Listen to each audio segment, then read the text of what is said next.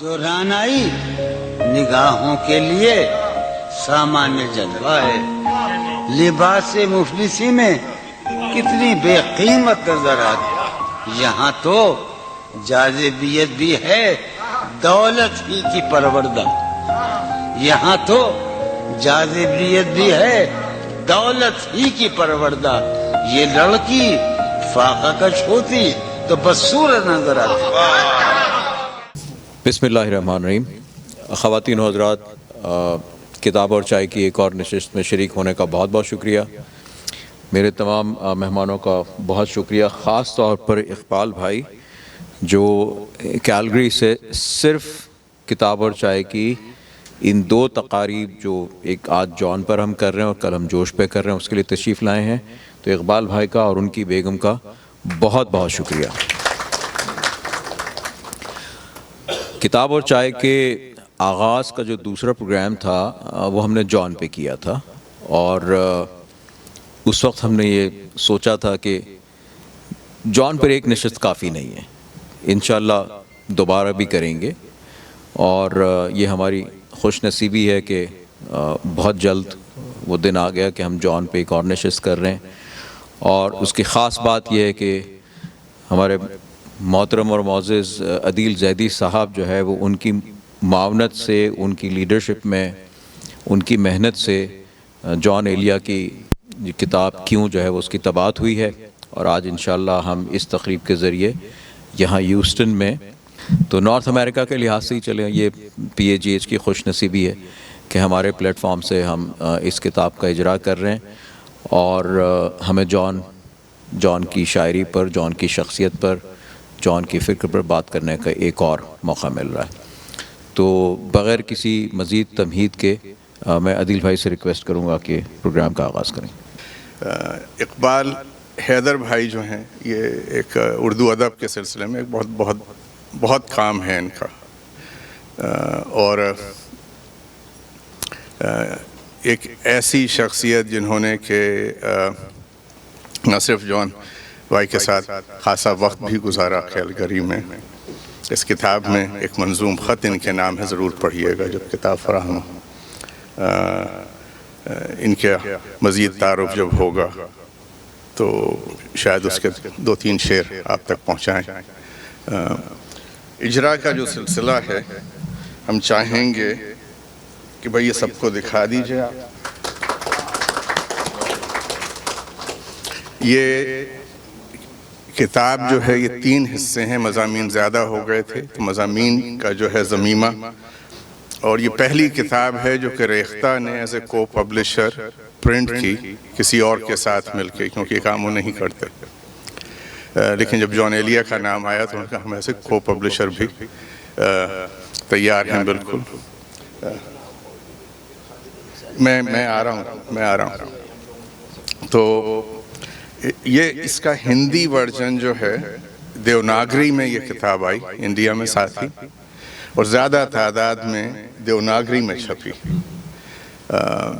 جشن ریختہ میں اس کا اجرا ہوا، اسی دن لاہور مجلس ترقی ادب لاہور میں اجرا ہوا، کراچی میں اس کا اجرا 16 دسمبر کو ہوا، 2 دن بعد ان کی سالگرہ کے، اور سب جگہ اچھے بڑے پروگرام رہے۔ سب سے بڑا پروگرام جشن ریختہ میں رہا، ایک بڑا ہجوم تھا وہاں موجود۔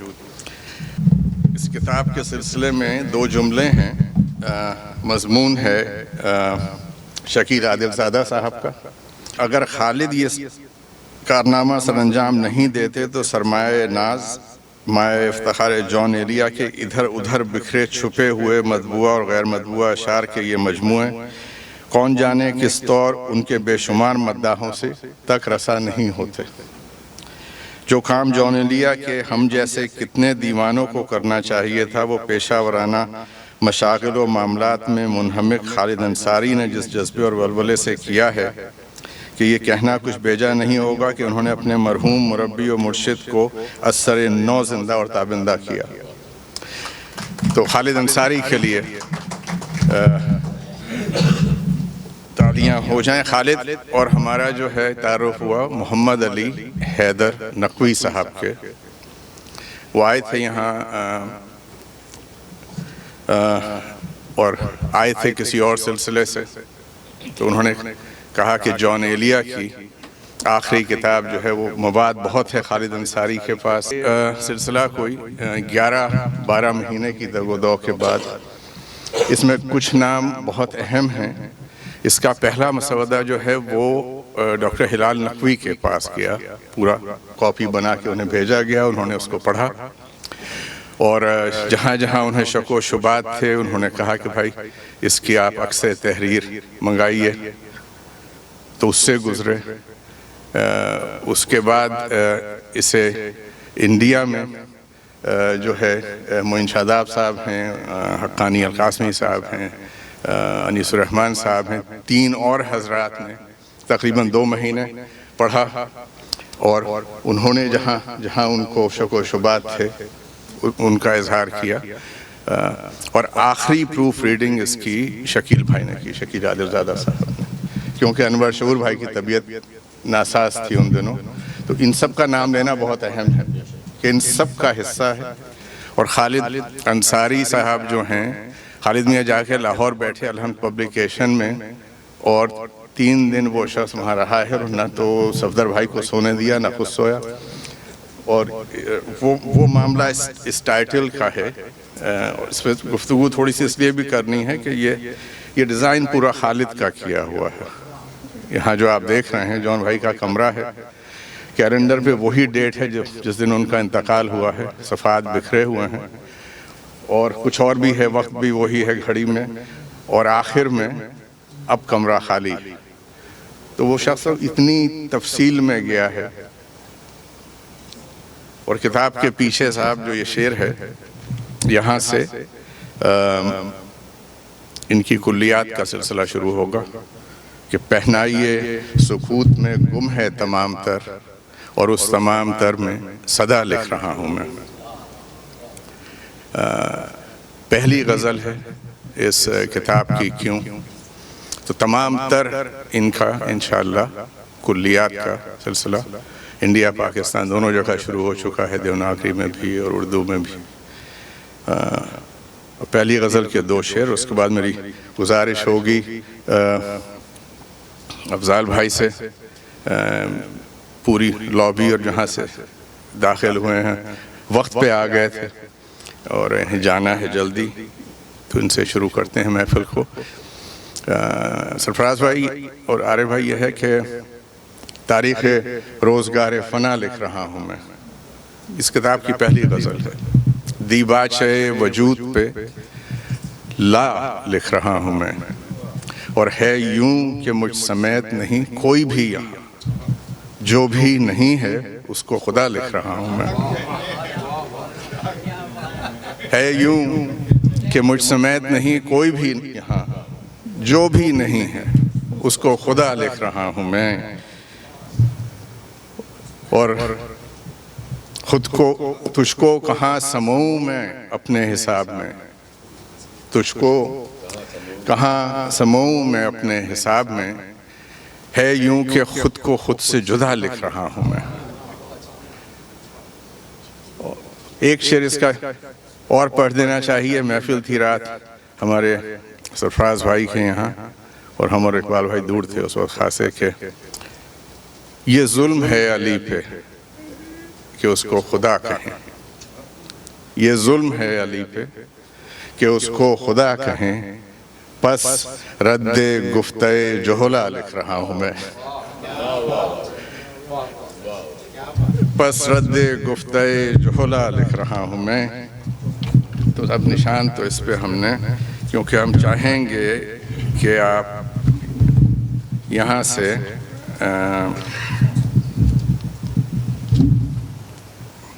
کتاب تو ہماری ہونی چاہیے.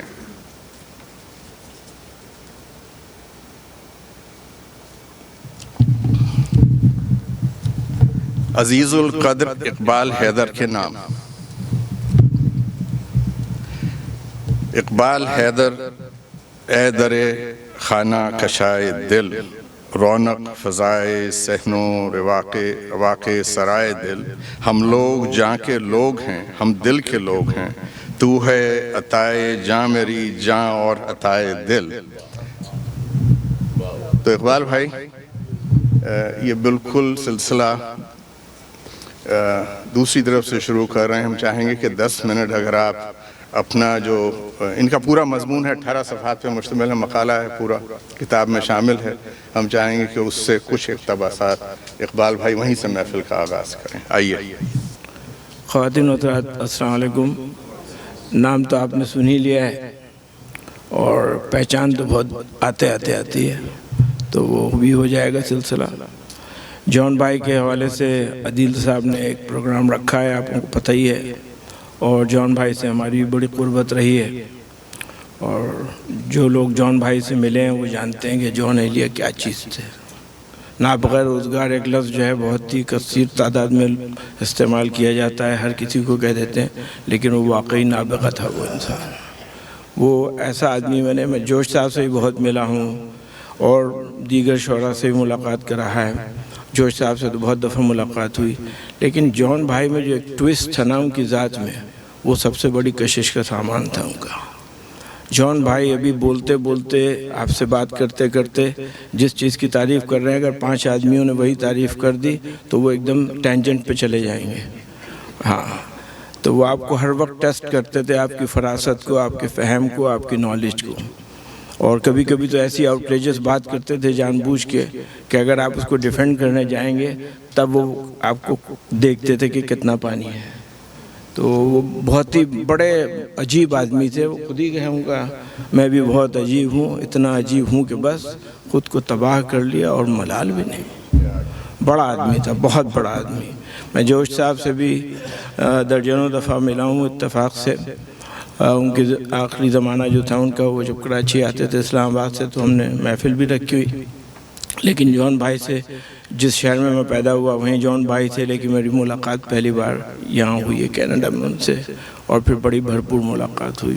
اور انہوں نے ہمیں یہ اعزاز بخشا کہ ہمارے گھر پہ آ کے رکے اور خط و کتابت رہی. ان کا خط ہے میرے پاس, آپ نے تو دیکھا ہے.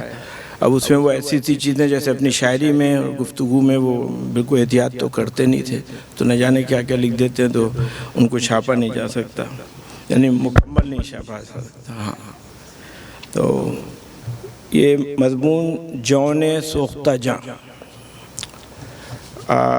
یوں تو کہا جاتا ہے کہ جان ایلیا کو مرے ہوئے کئی برس ہو گئے.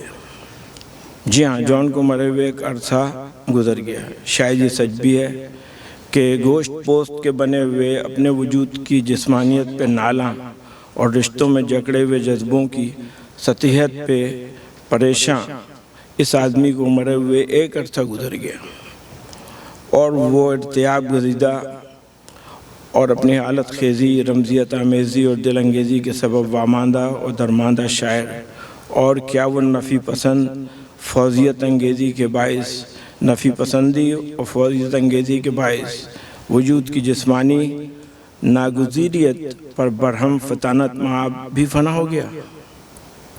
نہیں, ایسا نہیں ہو سکتا, نہیں, ایسا ہرگز نہیں ہو سکتا. ایک ایسا عمیق مثالیہ پسند شاعر اور خیال و وجدان کا فسونگر جس کے نفس نفس میں احساس, تخیل, تعقل اور جذبہ یکسر ہم آہنگ ہو کر ایک تخلیقی وحدت کی شکل اختیار کر لے, کیا وہ بھی فنا ہو سکتا ہے؟ جی نہیں. جو زندگی کو جواز فراہم کرے اور جو وجود کی سنویت کا اقرار کرے, اسے خارج و باطن میں ہمہ وقت پائندگی ملے گی, اور ملتی ہے اور ملی. وہ کیسے مر سکتا ہے؟ جان نے اپنے مخصوص انداز میں جمالیاتی اور اخلاقی نوعیت سے بحث کرتے ہوئے فن کے تعلق سے جمالیات کو عقیدے اور اخلاقیات کا حد فاصل بتایا. یہ بہت اہم نقطہ تھا جان بھائی کی فکر میں, کہ وہ جو اس کو میں نے چاہا کہ اس کو ضرور ریپیٹ کروں کہ جان نے اپنے مخصوص انداز میں جمالیاتی اور اخلاقی نوعیت سے بحث کرتے ہوئے فن کے تعلق سے جمالیات کو عقیدے اور اخلاقیات کا حد فاصل بتایا. بہت ہی ان کا بہت اس پہ گفتگو کی ہے جان بھائی نے. اور مابعد الطبیعات, طبیعتی حقائق کے شعرا اور اصل شعرا میں امتیاز کرتے ہوئے جمال کو غیر زمانی اور غیر مکانی ماننے سے انکار کیا. اب یہ بھی وہ ایک رکھتے تھے کہ جو مذہبی شاعری کرتے ہیں یا کوئی بھی جو مذہبی شاعری کرے اس کا آنگ اور ہوتا ہے، اور جو آدمی جب وہ غیر مذہبی یا لا تعلقی سے شاعری کرتا ہے مذہب سے، انسانی حوالوں سے، تو اس کا اور ہوتا ہے۔ تو ان کا بہت ہی دیگر، سمجھ لیں کہ جون بھائی پہ آرٹیکل پڑھنا تو بڑا مشکل ہوتا ہے ہمارے جیسے آدمی کے لیے، کیونکہ اتنا ان کو پڑھا ہے، اتنا وقت ان کے ساتھ گزرا اتفاق سے۔ یہاں آپ بیٹھے ہوئے، آپ نے تو جون بھائی سے بہت فیض حاصل کیا اور بہت ان سے گفتگو رہی ہے آپ کی۔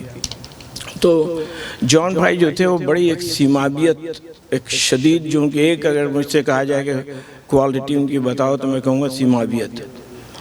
ابھی آپ سے بات کر رہے ہیں اور تعریف کر رہے ہیں، اچانک ان کو کوئی اور میٹر گھوم گیا ان کا، انہوں نے اتنے ہی عالمانہ گفتگو کریں گے آپ کے خلاف، اور دونوں کو یقین کرنے کا آپ کا جی چاہ جائے گا، اتنی اچھی گفتگو کریں گے۔ تو اب یہ جون بھائی پہ اس طرح سے باتیں ہو سکتی ہیں۔ مقالہ پڑھنا جو ہوتا ہے وہ ذرا ایک ایسا لگتا ہے کہ وہ ایک، سمجھ لیجیے اس میں وہ گرمی نہیں آتی ہے جو گفتگو میں آتی ہے۔ تو یہ مقالہ میں نے کہا تھا عادل صاحب سے کہ میں اس کے کچھ حصے پڑھنا چاہوں گا، لیکن میں سمجھتا ہوں کہ مقالہ نہیں پڑھ سکتا میں، وہ اتنا یہ پڑھا، اس کے بعد ایک دو پیراگراف میں اور پڑھ دیتا ہوں، پھر اگر گفتگو ہوگی تو۔ جون جیسا آنا پرست فوضویت کا شکار ہو سکتا ہے مگر مصلحت کا نہیں، یہ مزاج کا خاصہ نہیں ہے۔ ایسا لگتا ہے کہ ہر چیز اپنی ضد کی صورت میں وقوع پذیر ہے یا ہوتی ہے۔ جو اعلیٰ ترین اس کا ہوتا ہے پہلو وہ وہی ہوتا ہے جب وہ اپنی ضد سے ٹکرائے۔ جو ہے وہ نہیں ہے اور جو نہیں تھا وہ ہے۔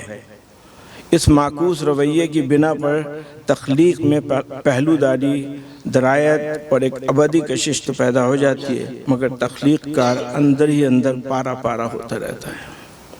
اور یہی جون کے ساتھ ہوا اور یہی ہونا تھا۔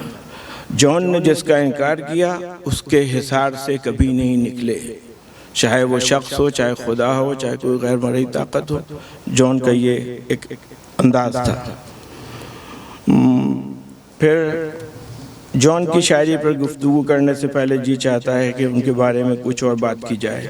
جون جو مجلسی اور معاشرتی آداب سے اپنے آپ کو مبرہ کیے ہوئے تھے، مگر وہ بالکل بے خبر ہرگز نہیں تھے۔ وہ ہر وقت چوکنا رہتے تھے، وہ ہر چیز کو نوٹ کرتے تھے، بعد میں اس کو بیان بھی کرتے تھے۔ سوشل نارمز برتنے کی چیز ہے جسے معاشرے میں منافقت رگوپے میں سرایت کر چکی، جس معاشرے میں وہاں اس ظاہری اخلاق کو تج دینا ہی بہتر ہے۔ جون نہ صرف اس کلیے سے واقف تھے بلکہ اس پہ مصر تھے، عملی اور فکری دونوں لحاظ سے۔ جبھی تو کہا تھا میں بے ہوشی میں بھی بے معاشرہ نہیں۔ پورا شعر یہ ہے کہ میری جاں مجھ سے تو ہوشیار رہی ہو۔ شعر دیکھیں میر صاحب ہے اس میں بے ہوشی میں بھی بے معاشرہ نہیں۔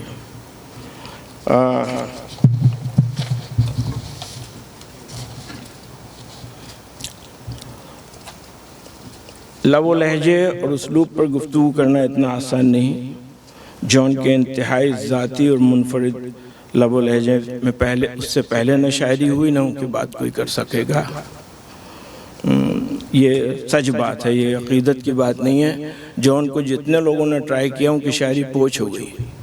جون کے پاس جو مرکزی خیال ہوتا تھا اس کو بیان کرنے کا جو ان کا وصف تھا نا، اس میں ایک چونکا دینے کا وصف سب سے بڑا تھا کہ ابھی یہ کہہ رہے ہیں، ابھی یہ کہہ دیا۔ وہ اب ان کے میں کچھ اشعار پڑھ دیتا ہوں یہاں پہ جو مجھے بہت پسند ہیں اور آپ لوگوں کو بھی یقیناً پسند ہوں گے، ورنہ مضمون تو بہت طویل ہے۔ جون نے ایک جگہ لکھا ہے کہ وہ دو آبائے گنگ و جمن کی حالت خیز، رمزیت آمیز اور دل انگیز شہر امروہہ میں پیدا ہوئے۔ دیکھیے جملے ہی کیا ہے، یہ حالت خیزی، رمزیت آمیزی اور دل انگیزی ان کی شاعری اور تخلیقی کاوشوں کا اڑنا بچھونا ہے۔ چاہے غزل کہہ رہے ہوں یا نظم، وہ اوریجنلٹی کو ہاتھ سے نہیں جانے دیتے۔ نظر پر بار ہو جاتے ہیں منظر، نظر پر بار ہو جاتے ہیں منظر، جہاں رہیو وہاں اکثر نہ رہیو۔ ہر ایک حالت کے بیری ہیں یہ لمحے، کسی غم کے بھروسے پر نہ رہیو. میر کو اتنا ماننے والا شاعر یہ مصرع کہہ رہا ہے. ان کے معکوسیت بہت تھی، بہت معکوس شاعری تھی ان کی. جون یہ جو وجود ہے یہ وجود، جون یہ جو وجود ہے یہ وجود، کیا بنے گی اگر عدم نکلے.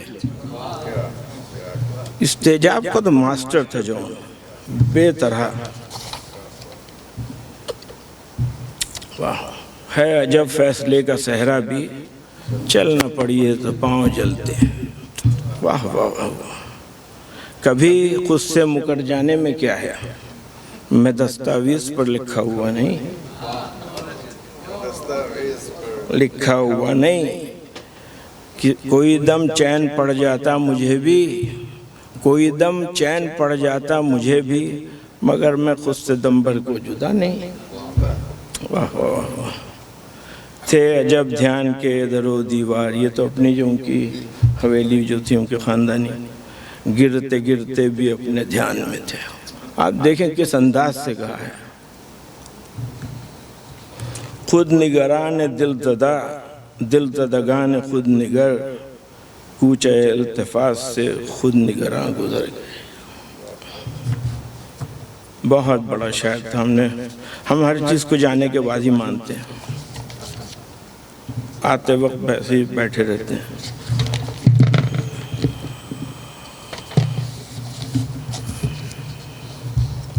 اس کو میں پڑھوں گا کم، جون بھائی کے اشعار زیادہ پڑھوں گا کیونکہ یہ تو چھپا ہوا ہے.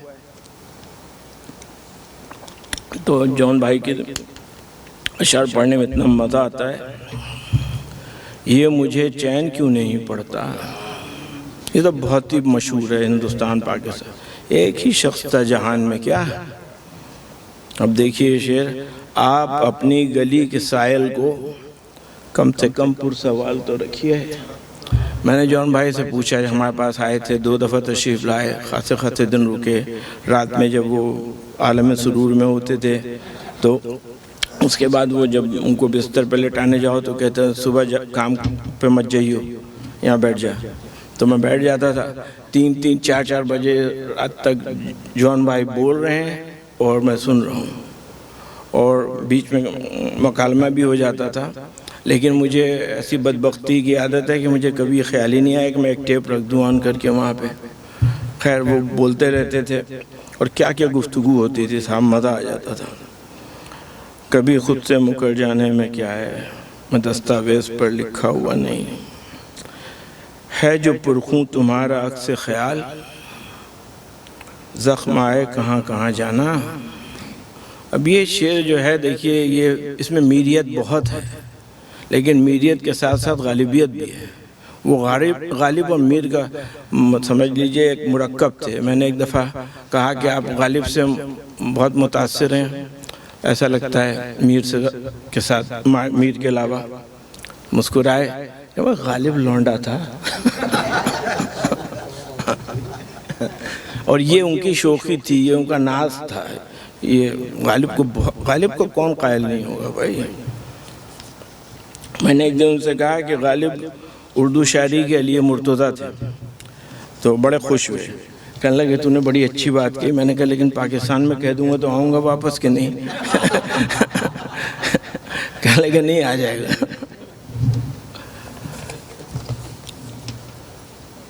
کیا وہ بساط الٹ گئی، ہاں وہ بساط الٹ گئی. کیا وہ جمع گزر گئے، ہاں وہ جمع گزر گئے. ایسے شعر دیکھیں آپ. کتنی آنکھیں ہوئی ہلاک نظر، کتنی آنکھیں ہوئی ہلاک نظر، کتنے منظر نہیں رہے آباد.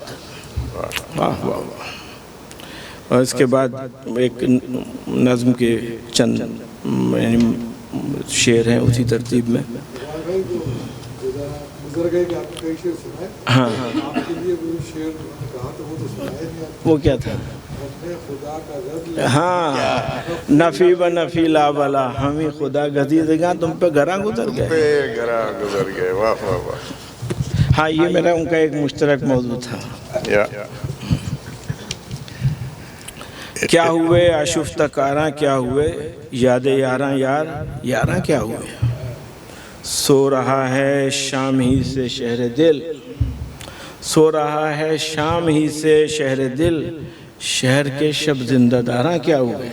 کیا ایم کیو ایم کا قصیدہ ہے، سمجھ لیجئے. اس کی چشمے نیم وا سے پوچھیو، وہ تیرے مشگاں شماراں کیا ہوئے. کیا ہوئے صورت نگاراں خواب کے صورت نگاراں کیا ہوئے. کہیے اقبال بھائی، جی. ہم سلسلے کو جاری رکھیں گے، گفتگو میں وہی آپ چاہتے بھی ہیں. اور یہ پورا مضمون جو ہے اس کا ضمیمے کا ایک وجہ ہے ضمیمے کی. اقبال بھائی کا مقالہ، دوسرا پروفیسر انیس الرحمن صاحب کا، تیسرا 36 صفحے کا مضمون خالد کا. تو طے یہ ہوا کہ بھائی الگ سے ضمیمہ ہو مضامین کا، ورنہ تو ایک کتاب تو یہی ہے. تو وہ ساتھ میں آئی، تو آپ وہیں سے پینل ڈسکشن شروع کریں گے. مجھے 2-4 شعر اور پڑھ لین دیجئے، اور ایک آدمی کا تذکرہ ہونا بہت ضروری ہے. آپ بالکل بسم اللہ. یعنی ورنہ ہم نمک حرامی کریں گے اگر ہم نے جون کا تذکرہ کیا اور خالد کا تذکرہ. نہیں بالکل خالد کا ہونا چاہیے. خالد نے اگر اتنے پاپڑ نہیں بیلے ہوتے، اتنی مصیبت نہیں اٹھائی ہوتی، اتنے تانے نہیں سنے ہوتے، اور اس کی اتنی برداشت نہیں ہوتی، تو کچھ بھی نہیں پہنچتا کسی کے پاس جون کا. سب ایسے دیمک کھا جاتی اس کو. اس نے بہت اس نے تکلیف اٹھائی ہے، لیکن اس نے سب کو جمع کیا. اور اس میں علامہ کرار نقوی صاحب ان کا نام تھا نا، ہاں، ان کا بہت ہاتھ ہے، کیونکہ انہوں نے بھی بہت ان کی مدد کی. اس کتاب کا انتصاب انہی کے نام. اب دیکھیے جون بھائی عجیب، تو ایسے شعر کہتے تھے کہ ہماگیری اس میں، اور سمجھ لیجئے سوچ اور فکر کا عنصر غالب جیسا ہے اور زبان میر جیسی ہے. اب یہ دو ادشاہ کہاں سے لائیں گے آپ؟ ہے ہی نہیں، یہ ہے ہی نہیں موجود. پہنائی کا مکان ہے اور در ہے گم یہاں، راہ گریز پائی یہ سرسر ہے گم یہاں. مجھ سے میرا سراغ کیوں کہ یہ کام میں تیرے نقش پا کے سر چاہوں. مجھ سے میرا سراغ کیوں کہ یہ کام، اب تو اس سوچ میں ہوں سرگرداں، کیا میں چاہوں بھلا اگر چاہوں. کیا شاعری ہے صاحب. میر تقی میر زندہ ہوتے تو لپٹا لیتے ہیں ان کو، بلکہ ساتھی لے جاتے. ہیں صفحے وجود پہ سطریں کھچی ہوئی، دیوار پڑھ رہا ہوں مگر در ہے گم یہاں. خدا نہیں ہے تو کیا حق کو چھوڑ دیں اے شیخ، غضب خدا کا ہم اپنے امام کے نہ رہے. اور جس وقت وہ پڑھتے تھے، وہ اپنے سوکھے ہوئے سینے کو ایسے کوٹتے تھے پڑھتے وقت یہ مصرع. اور یہ تو پورے ہندوستان پاکستان میں مشہور ہے، حاصل کن ہے یہ جہان خراب. یہی ممکن تھا اتنی اجلت میں. بڑا بے آسرا پن ہے سو چپ رہے، بڑا بے آسرا پن ہے سو چپ رہے، نہیں ہے یہ کوئی مجدہ خدا نہیں. پرانی بات ہو چکی ہے. جون ایلیا پر کوئی گفتگو سیر حاصل اور کوئی تحریر معتبر نہیں ہو سکتی جب تک ان کی غیر معمولی کاوش رمز ہمیشہ کا ذکر نہ ہو. رمز ہمیشہ جون بھائی کی ایک ٹریڈ مارک نظم ہے جو غیر معروف ہے، کیونکہ اس کا لحن، اس کا جو ٹیکسچر ہے، اس کی جو بنت ہے، وہ غیر مانوس ہے ہمارے زیادہ تر غزل سننے والوں کے لیے. تو وہ ایسی چیزوں سے بچتے ہیں. جیسے جوش کے ہاں جو مضامین آتے ہیں وہ لوگوں پہ باہر گزرتے ہیں، تو انہوں نے کہا کہ ان کو چھوڑ ہی دو. تو بہت ہی ایک دو شعر میں اور سنا دوں جو جون بھائی کے، جب جون بھائی کو پڑھنے لگے تو کچھ اور پڑھنے کا جی نہیں چاہتا. یہ کیونکہ نظم ہے جو جون بھائی نے کہا تھا مجھے بہت پسند ہے، آپ کو تو پتہ ہوگی. میں اس کا بالکل آخری کا حصہ. اور پھر وہ زمانہ بھی آیا کہ جب میں تیرے باب میں مزمحل ہو گیا، یاد باد یغما گرے نفی و انکار نے ان فرحانات اسرار کے عالم خواب آگیں کو زیر و زبر کر دیا. وہ خجستہ وہ خوش ماجرا روز و شب، وہم و خواب و خیال و گماں ہو گئے. وہ معانی وہ احوال جاں آفری بے اما ہو گئے، فیض توفیق کی وہ رسد رک گئی، وہ یقین کے افق بے نشاں ہو گئے، جو بھی آسان تھا آسان تر تھا وہ دشوار تر ہو گیا۔ یہ ان کی بہت مشہور نظم ہے۔ بس سب اس میں دیکھ لیتا ہوں کہ اگر کوئی، ہاں بس یہ اس پہ یہاں پہ میں ختم کر دوں گا۔ یہ اقتباس موجود کے دائرے کے نہایت پر نالا کیا ہے۔ اے یقین کے گماں، اے گماں کے یقین، اے یقین کے گماں، اے گماں کے یقین، اے ازل آفریں، اے ابد آفریں، اے خدا الوداع، اے خدا الوداع، اے خدایان خدا الوداع، الوداع، الوداع۔ کیا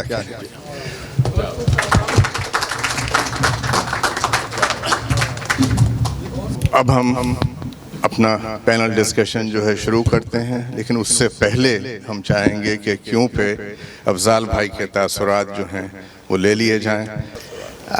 تاثرات یہ ہیں کہ یہ کتاب بہت زبردست شائع کی ہے۔ خالد احمد انصاری کے علاوہ الحمد کے صفدر کو بھی کریڈٹ جاتا ہے۔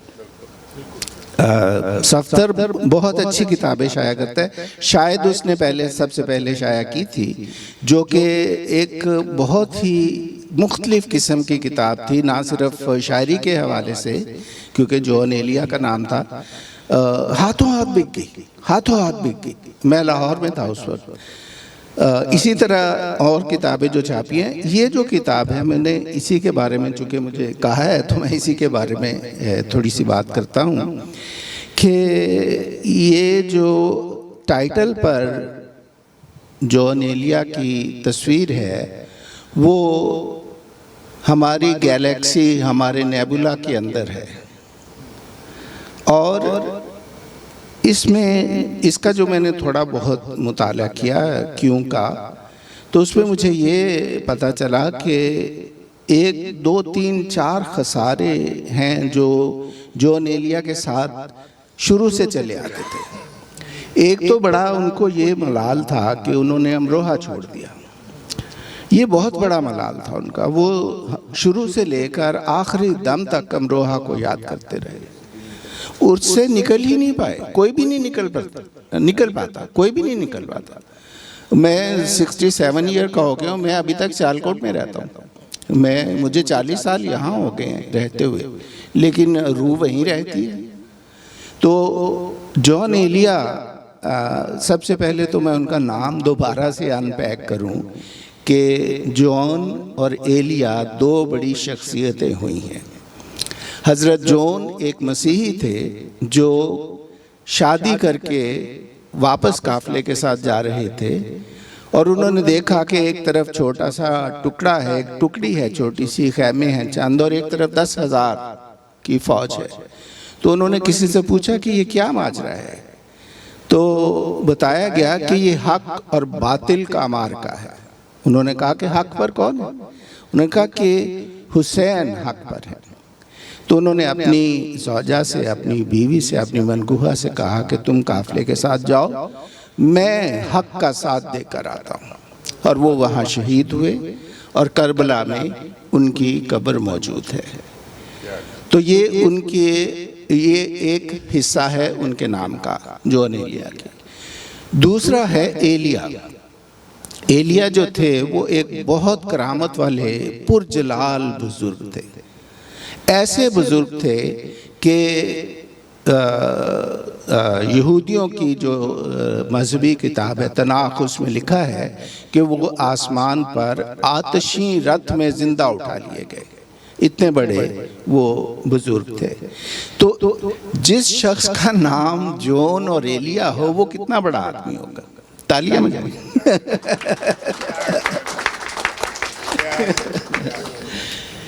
اتنا بڑا آدمی۔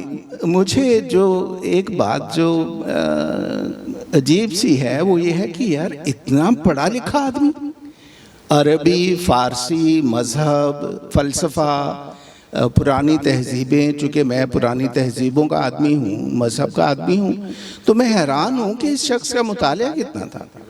عبرانی زبان پڑھی ہوئی، عربی زبان پڑھی ہوئی، ان کی ماں، ان دونوں کی ماں اکادی زبان، وہ یہ جانتے تھے. اور وہاں کی جو اکادی زبان جہاں کی تھی وہ اس جگہ کا نام تھا سمیر. وہاں کی سیولائزیشن ان کو ازبر تھی. سمیر کی جو سیولائزیشن تھی ان کی نظم برج بابل اس کی عکاس ہے. اور اس میں آج آپ کو یہ جاتے جاتے بتا دیتا ہوں کہ اس میں وہ کہتے ہیں خداوند خدا، وہ جو تھا وہ ہمارا آپ کا خدا نہیں تھا، خدائے واحد اللہ شریک نہیں تھا، وہ چاند دیوتا تھا جس کا نام تھا نانا. اکادی زبان میں اس کو نانا کہتے تھے. یہ بھی انہوں نے پڑھا ہوا تھا. مجھے حیرت ہے اتنا پڑھا لکھا آدمی. اور پھر انہوں نے ایک لطیفہ مجھے یاد آ گیا، پروین شاکر نے شہزاد احمد سے کہا کہ سنا ہے کہ آپ بہت پڑھے لکھے آدمی ہیں لیکن آپ اپنی شاعری سے اس کا پتہ نہیں چلنے دیتے. تو لیکن جون ایلیا کا یہ ہے کہ شاعری سے پتہ چلتا ہے کہ آدمی پڑھا لکھا ہے اور بہت عالم فاضل آدمی ہے، بہت عالم فاضل آدمی ہے. اور کسی بھی شاعر کے لیے، اچھے شاعر کے لیے 3 علوم کا جاننا ضروری ہے. ایک علم الکلام، ایک علم البیان، اور ایک علم العروض. تو یہ تینوں علم جو ہیں یہ آپ کو ان کی ساری کتابوں میں نظر آتے ہیں.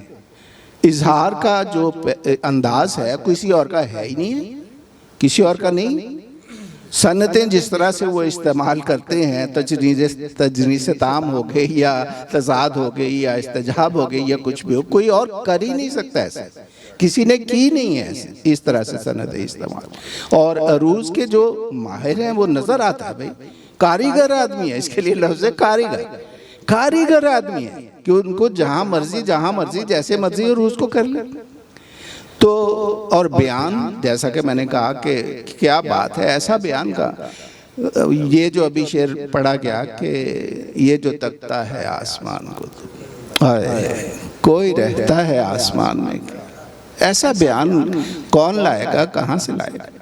تو بات یہ ہے کہ 9 منٹ میں جون ایلیا پر بات نہیں ہو سکتی. ہو رہی ہے، تھینک یو.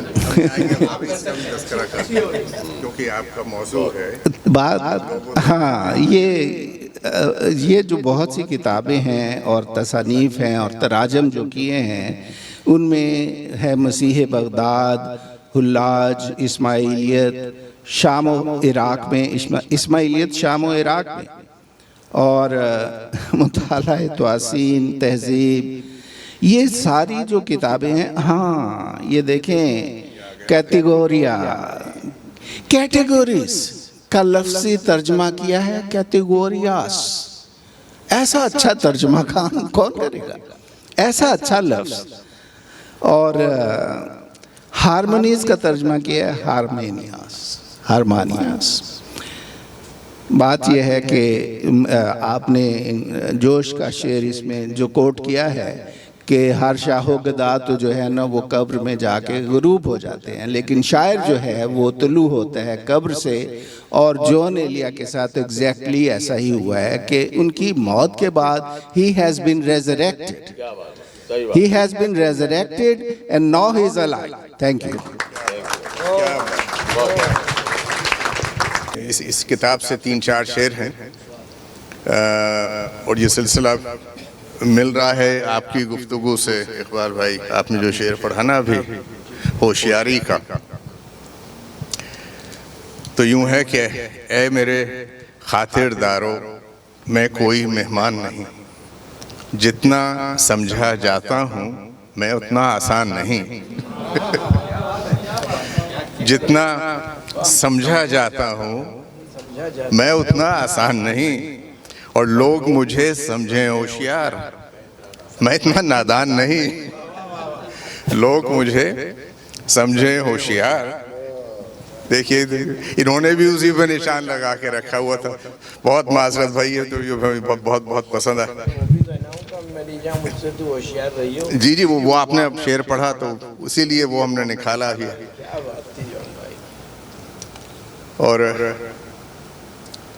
میرے اندر اپنے سوا سرفراز بھائی کوئی بھی سامان نہیں، میرے اندر اپنے سوا کوئی بھی سامان نہیں. بند ہوئی رشتوں کی دکان بند ہوئی، اب کوئی نقصان نہیں. بند ہوئی رشتوں کی دکان اب کوئی نقصان نہیں. چلتے ہیں عارف بھائی کا جو اپنا ایک ایکسپیرینس ہے جان بھائی کے ساتھ. یہ مائکروفون لے لیں عارف بھائی. اصل میں جان بھائی کے ساتھ جو میرا معاملہ رہا ہے وہ بالکل ایک نوجوانی کا دور تھا، 80s کا سمجھ لیجئے کہ آپ جو دور تھا.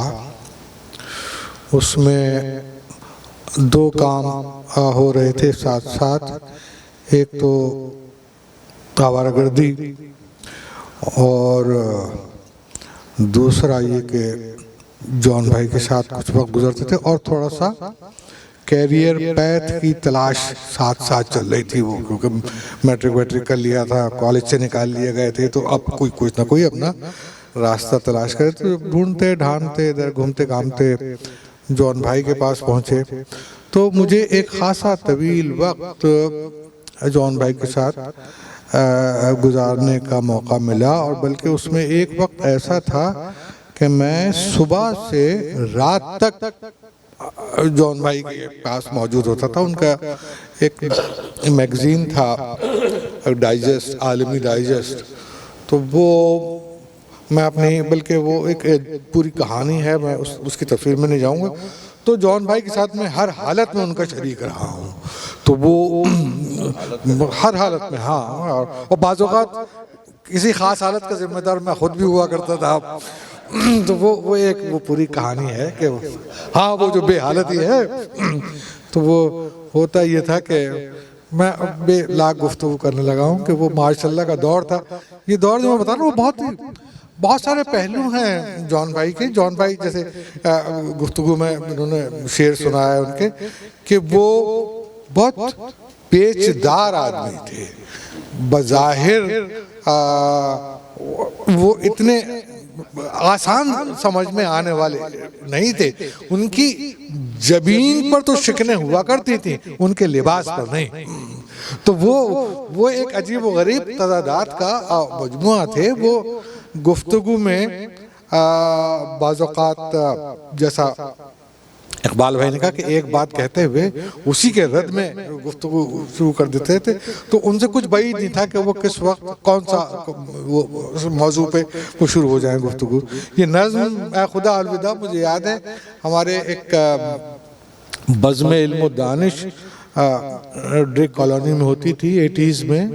اور اس وقت کے جو ہمارے ترقی پسند دانشور ہیں وہاں کے کراچی کے، وہ اس کا انتظام کیا کرتے تھے. منصف رضا کا نام مجھے یاد آ رہا ہے. منصف رضا وہ شخصیت تھی جنہوں نے بہت سارے اس وقت کے ادیبوں اور دانشوروں کی جو نوجوان تھے ان کی تربیت کی. اور ان کی ایک خاص جو جن کو میں کہوں کہ جن کے اوپر ان کی خاص نظر تھی وہ ہماری عشرت آفرین ہے. وہ اسی پروسیس سے گزر کے جو وہ سارا وہ تھی.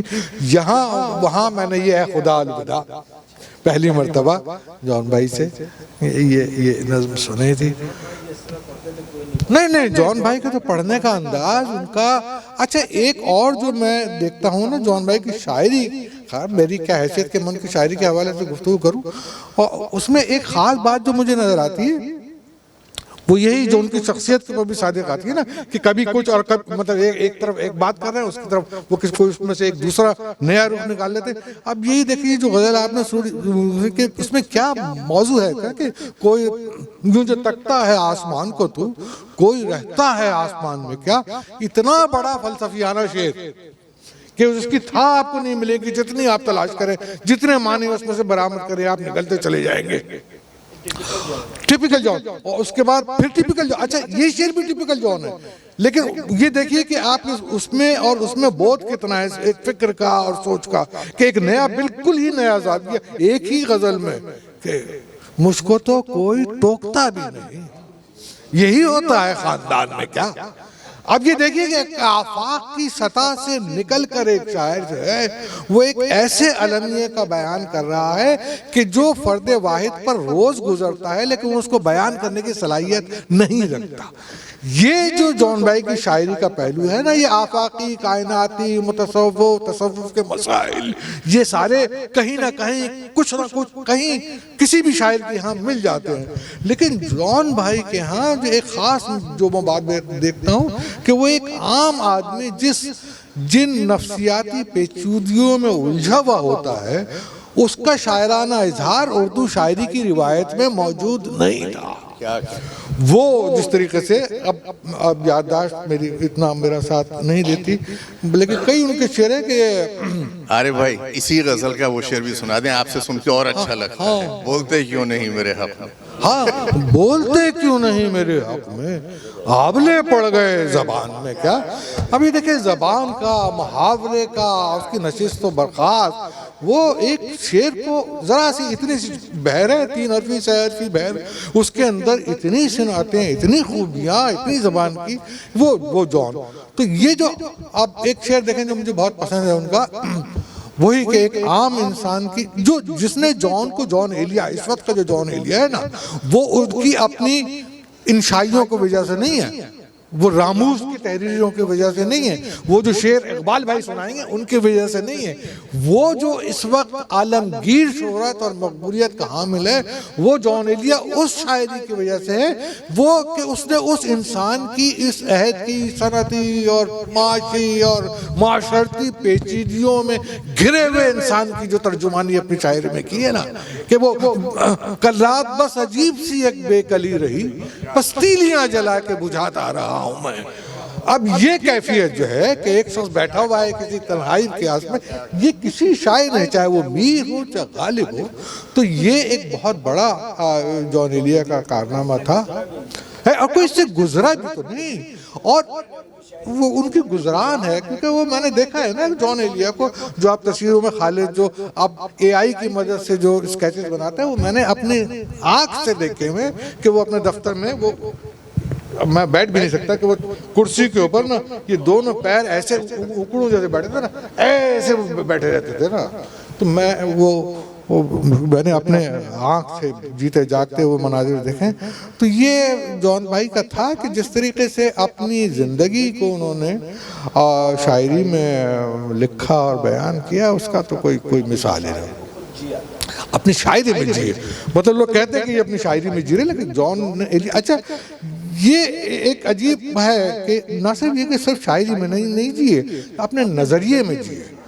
86 اور ماشاءاللہ کسی ایسے ویسے کا نہیں، ضیاء الحق کا ماشاءاللہ، مطلب کہ جس زمانے میں اگر خلاف آپ حکومت کے بات کرتے ہیں تو ٹک ٹکی پہ باندھ کے آپ کے اوپر سر میدان کوڑے لگائے جاتے تھے نا، اس وقت مشاعرہ، اور مشاعرہ ایسا ویسا نہیں، اس وقت کا وزیر دفاع صدارت کر رہا ہے، ڈیفینس منسٹر، اس ماشاءاللہ کا ڈیفینس منسٹر صدارت کر رہا ہے، اور جان بھائی جا کے غزل پڑھتے ہیں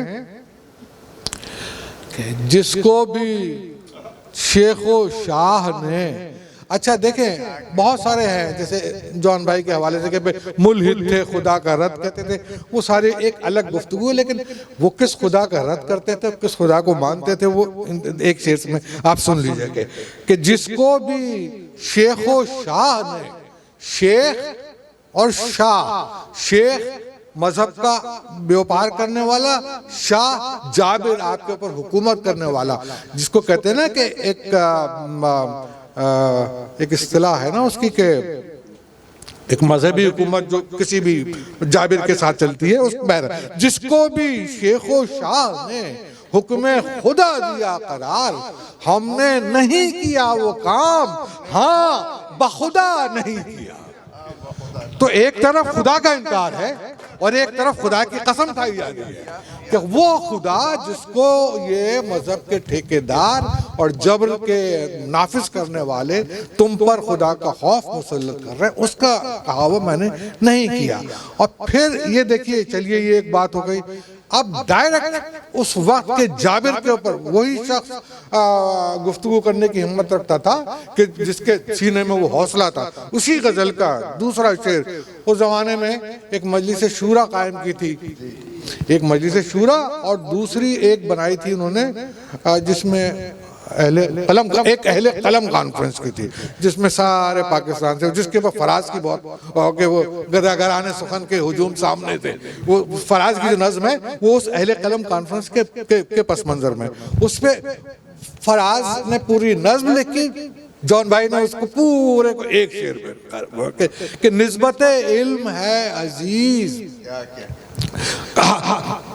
حاکم شہر کو بہت نسبت علم ہے عزیز, اس نے تو کار جہل بھی بے علماء نہیں کیا. اب یہ دیکھیں یہ حوصلہ ایک شاعر کا, ایک منحنی سے شاعر کا جو دن میں صرف 5-6 چنے کھاتا تھا, اس کے سینے میں اتنا حوصلہ تھا کہ وہ سرے دربار ہے, دربار کے سامنے, دربار وزیر دفاع بیٹھا ہوا ہے اور وہاں یہ شعر پڑھ رہا ہے.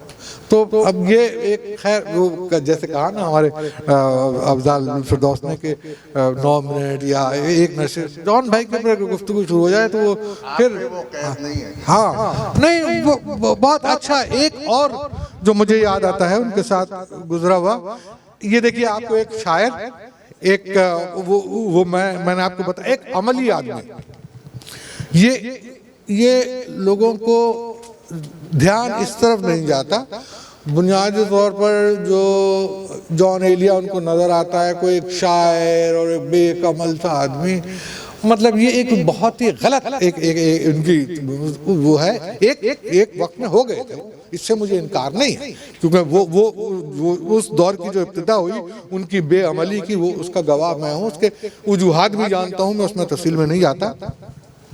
لیکن آپ کو ایک بات میں بتاؤں کہ جو لوگ میری عمر کے ہیں یا مجھ سے چھوٹے ہیں, اور پاکستان میں ایک دور تھا جس زمانے میں جو سب سے زیادہ اگر کوئی پیریاڈیکل پڑھا جاتا تھا وہ ڈائجسٹ ہوا کرتے تھے.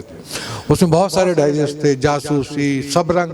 شکیل عادل زادہ, مطلب شکیل عادل زادہ کا پہلا تعارف جو ہے نا وہ سب رنگ ڈائجسٹ ہے.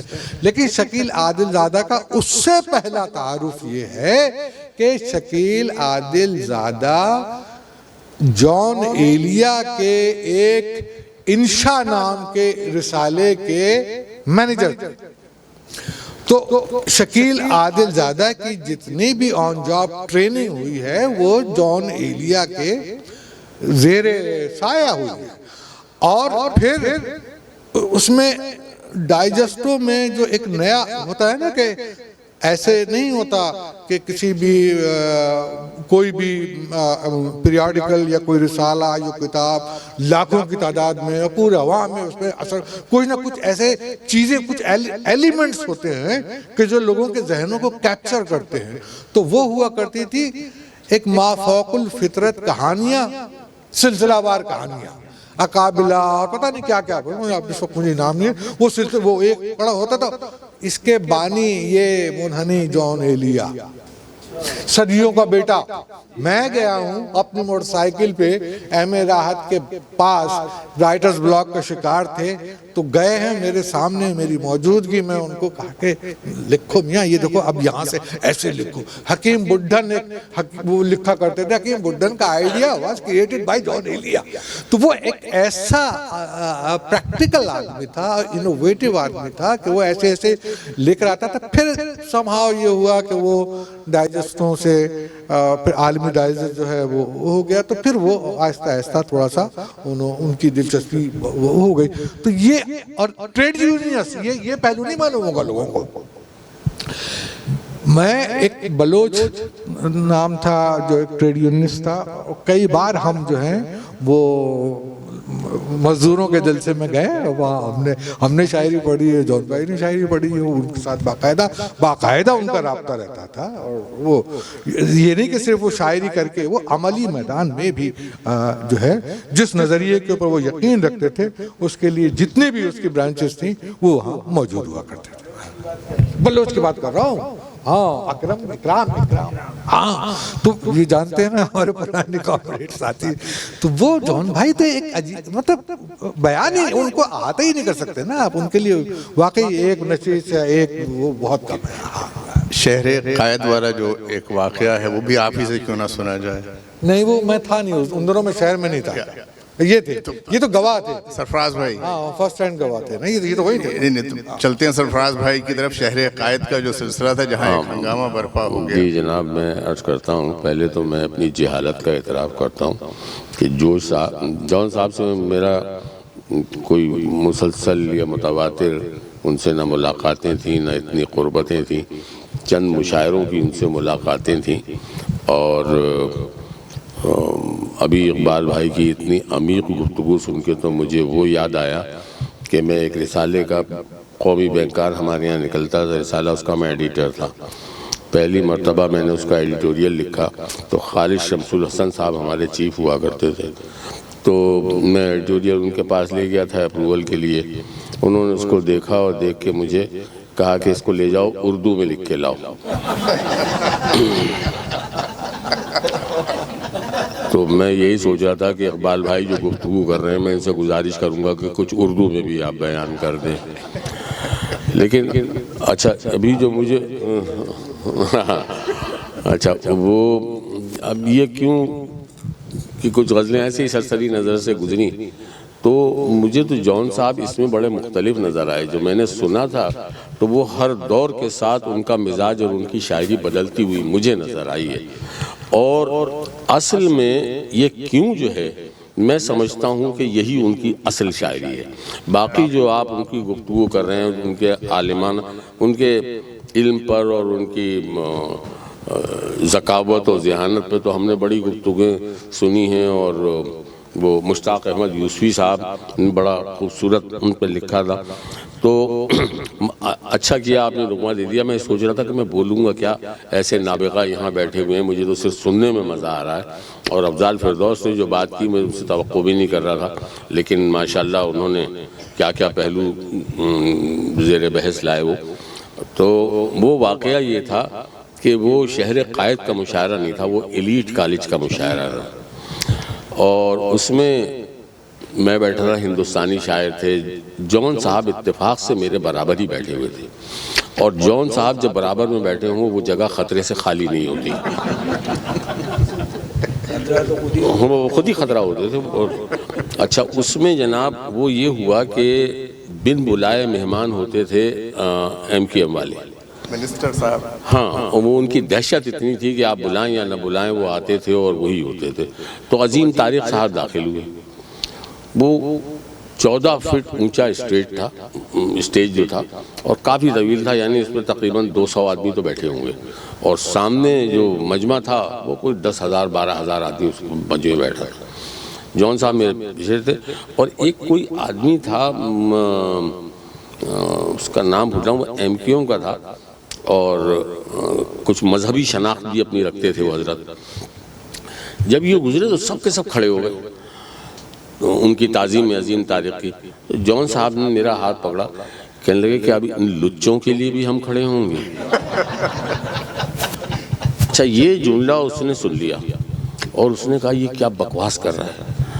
تو اب وہ جناب بکواس جو کر رہا ہے وہ ایم کیو ایم کے لوگ اور جناب کلاشن کوس وغیرہ سب لے کے وہ ہنگامہ پورا مجمع کھڑا ہو گیا جناب.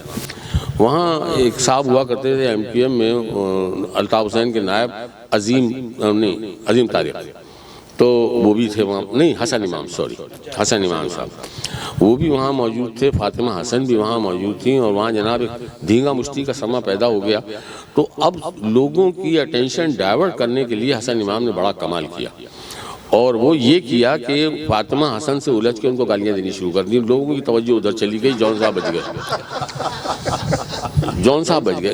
لیکن اس دوران وہ جو آدمی تھا نا, اس نے جون صاحب کو, بتا نا 14 فٹ اونچا اسٹیج تھا اور سیڑھیاں بنی ہوئی تھی, اس نے جو لات ماری نا, جون صاحب لڑکتے ہوئے نیچے یوں رول ہوتے ہوئے نیچے جا کے گرے. اچھا یہ سارے مناظر ہم دیکھ رہے تھے, اور یہاں یہ دنگا بھی چل رہا تھا. ان کے ساتھ ان کے ایک دوست سے, ان کا نام مجھے یاد نہیں, لیکن وہ ایس پی تھے پولیس میں, وہ شخص جو جون صاحب کو گود میں اٹھا کے بھاگا اور اپنی گاڑی میں رکھ کے وہاں سے وہ لے گئے. تو یہ ایک عجیب واقعہ ان کے ساتھ رونما ہوا تھا. تو اب یہاں پہ جن صاحب وہ مشاعرہ کیا کرتے تھے شوکت زیدی صاحب ابھی آئے ہوئے تھے, تو انہوں نے یاد دلایا کہ اب تمہیں یہ نہیں معلوم کہ بعد میں کیا ہوا. میں کہا بعد میں کیا ہوا؟ جون صاحب یہ بھول گئے کہ ان کے ساتھ کیا ہوا تھا. مجھے فون کر کے کہہ رہے تھے کہ میرا نام ایلیا ہے شوکت, یہ بتاؤ میرا لفافہ کہاں ہے.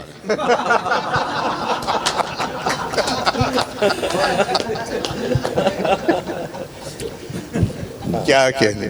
جون صاحب کے ساتھ ان کا جو تھا جشن جون ایلیا, اتفاق سے اس میں ہم بھی شریک تھے, بلا لیے گئے تھے.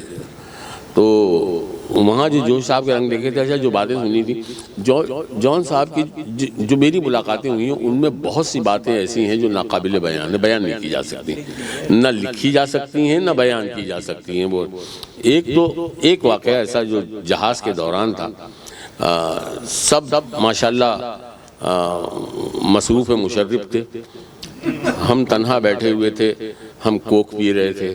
تو جون صاحب نے مڑ کے مجھ سے کہا ابد تم نہیں پی رہے؟ میں نے کہا نہیں جون صاحب میں افورڈ نہیں کر سکتا. کہنے لگے یہاں پیسے تھوڑی لیتے. تو میں نے کہا نا پیسوں کے بعد کی بات ہے کہ جہاز سے اترنے کے بعد کیا ہوگا. عجیب جملہ کہا. کہنے لگے حیرت ہے, دوزخ میں جاؤ گے, ساقی کوثر کے ماننے والے پیتے نہیں.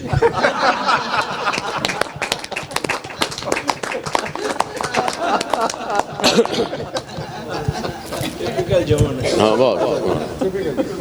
تو اب ایک مرتبہ جون صاحب اب وہ چھوٹے چھوٹے سے واقعات بھی بہت کم ملاقات رہی ہے, لیکن جون صاحب سے ملتے ہوئے میں ہمیشہ گھبراتا تھا. جیسے انہوں نے کہا جو وہ گفتگو کرتے تھے نا, اگر وہ مذہب پہ بولنا شروع ہو جائیں تو جی چاہتا تھا جون صاحب کو بھی قتل کر دو.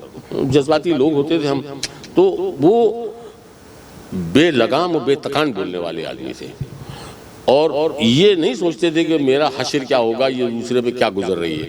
جو انہیں کہنا ہوتا تھا وہ کہتے تھے, اور برسر محفل بھی کہہ دیا کرتے تھے.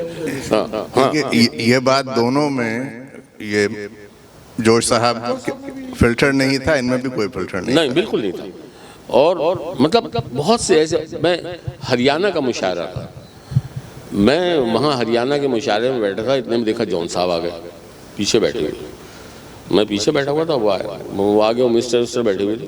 تو میرا ہاتھ پکڑ کے کہنے لگے آگے چلو. میں نے کہا جون بھائی آپ آگے جائیں, میں یہاں پیچھے صحیح ہوں. یار میں وہ جملہ دہرا نہیں سکتا جو انہوں نے کہا تھا. کہنے لگے اسی سلسلے میں بتا دوں گا آپ کو. تو میں بہرحال یہیں پہ اپنے بس اب گفتگو سے محظوظ ہونا چاہتا ہوں. اب میں کچھ اور باتیں ان کی بتا دوں گا آپ کو. وہ بہت خطرناک آدمی تھے یار, وہ شاعر جیسے تھے. نہیں, وہ لفظ حذف ہونے کے بعد بھی کھل جائے گا, وہ ایسا لفظ ہے.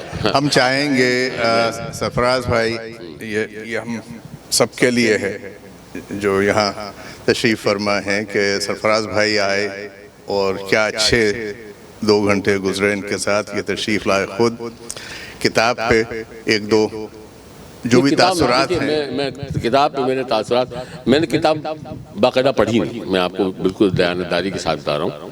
اور جون صاحب کی شاعری پہ بولنا میرے لیے ممکن ہی نہیں. میں آپ سے صحیح بات کروں, اس لیے کہ میں پڑھتا کم ہوں, سوچتا زیادہ ہوں. ایک شعر پہ میں کافی وقت نکل جاتا ہے میرا. تو میں نے ابھی جون صاحب کو بھی اس طرح پڑھا نہیں, لیکن مجھے حیرت ہوئی. میں جو آپ نے کیوں میں جو ان کی شاعری چھپی ہے وہ میں نے ان سے سنی نہیں. میں نے ان سے وہ شاعری سنی ہے جس کا بھی عارض ذکر کر رہے تھے. یہ وہ شاعری جو تھی نا, وہ بڑی عوامی اور بڑی کیا کہنا معاشرتی مسائل کے ساتھ اور ان کے ایک ذاتی تعلقات کے ساتھ, وہ ایک, اور اس میں ایک عوامی رنگ ہوتا تھا نا. ہم جون صاحب کی اس شاعری سے مانوس رہے ہیں. یہ شاعری بالکل مختلف ہے. اس شاعری پہ جو رجسٹرڈ جب ملے, اور اس میں ظاہر سی بات ہے کہ قبلہ قرار نقوی صاحب علامہ اگر وہ نہیں رکھتے انہیں اپنے گھر تو سوال ہی نہیں پیدا ہوتا تھا کہ انہوں نے کرار نے بہت ان کی خدمت بھی کی ہے، بالکل بہت خدمت کی ہے ان کی، بڑی ان کی نازبرداریاں کی ہیں اور بہت ان کی باتیں سنی ہیں. میں نے وہ بھی دیکھا ہے کہ کرار کو وہ کس طرح ڈاٹا کرتے تھے.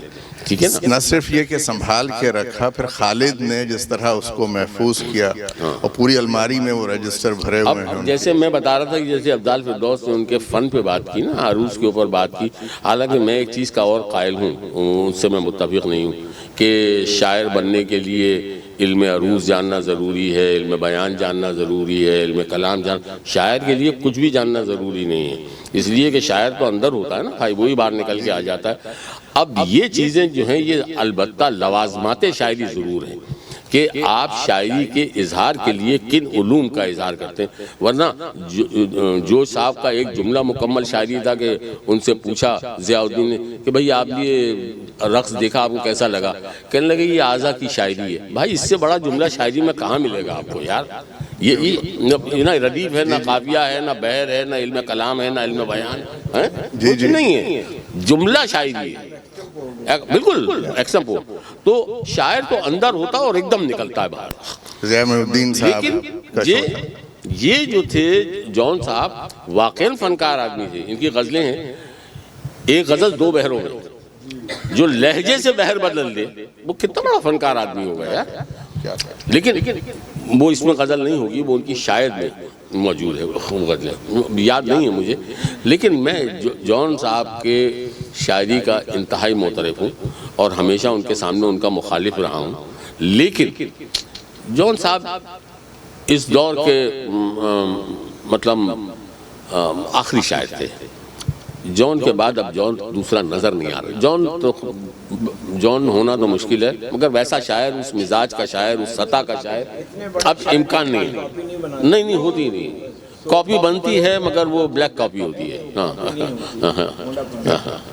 تو اس کے بعد پھر اقبال بھائی سے جس مشاعرے میں آپ موجود تھے وہاں دبئی کے جو جشن تھا اس میں مجروح سلطان پوری صاحب بھی موجود تھے. جی اور جب جون ایلیا کا تعارف کرایا سلیم جعفری صاحب نے تو وہ خود اٹھ کے آ گئے. انہوں نے کہا کہ نہیں ابھی تعارف میں کچھ کمی رہتی ہے، بالکل مجھے خود تعارف کرانا ہے جون کا. انہوں نے کہا کہ ایسا شاعر جو گفتگو میں شاعری کرے بالکل اور کرتا ہی چلا جائے، اس شخص کے علاوہ دوسرا نہیں ہے. وہ واقعی ان کی آپ وہ دیکھیں نا، وہ دور کی شاعری صرف گفتگو ہے. اس میں یعنی اس بات کا لحاظ عموماً شعراء رکھتے ہیں کہ بھائی اس کا ریسپانس ملے گا.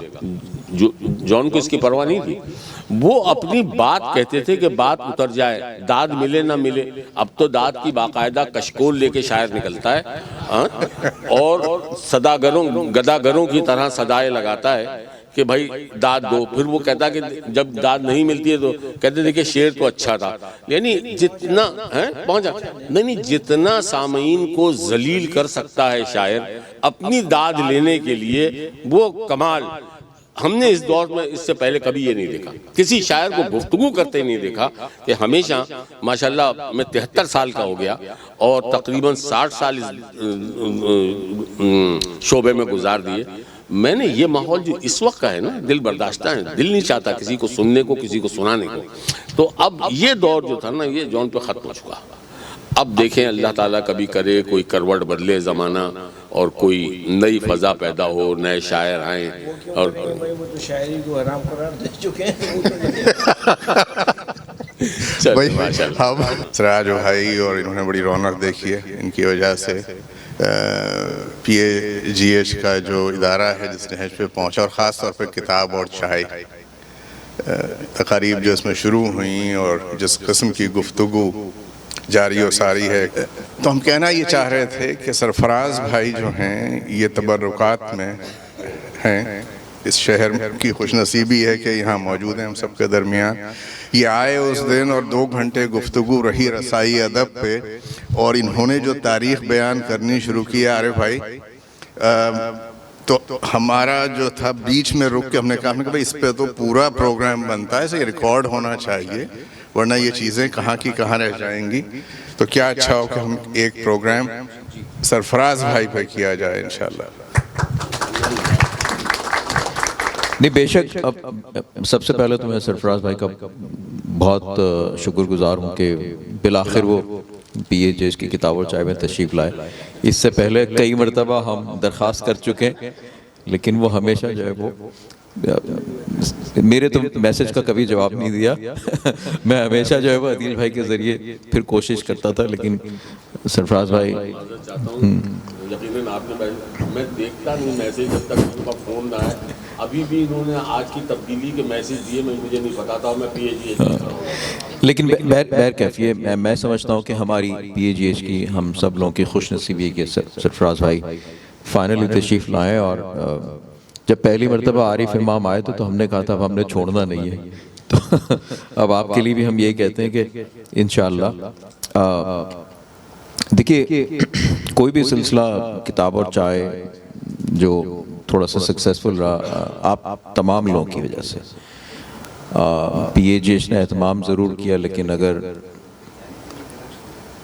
ذوق رکھنے والے ہماری کمیونٹی کے لوگ اگر سپورٹ نہ کریں تو کوئی بھی سلسلہ زیادہ نہیں چلتا. تو میرا خیال ہے اس کی کامیابی کا زیادہ صحرا آپ تمام لوگوں کے سر ہے. چونکہ اب میرے ہاتھ میں مائک آ گیا تو میں دو چار باتیں آج جان کے حوالے سے میں اپنی جو میری چھوٹی سی بساط ہے.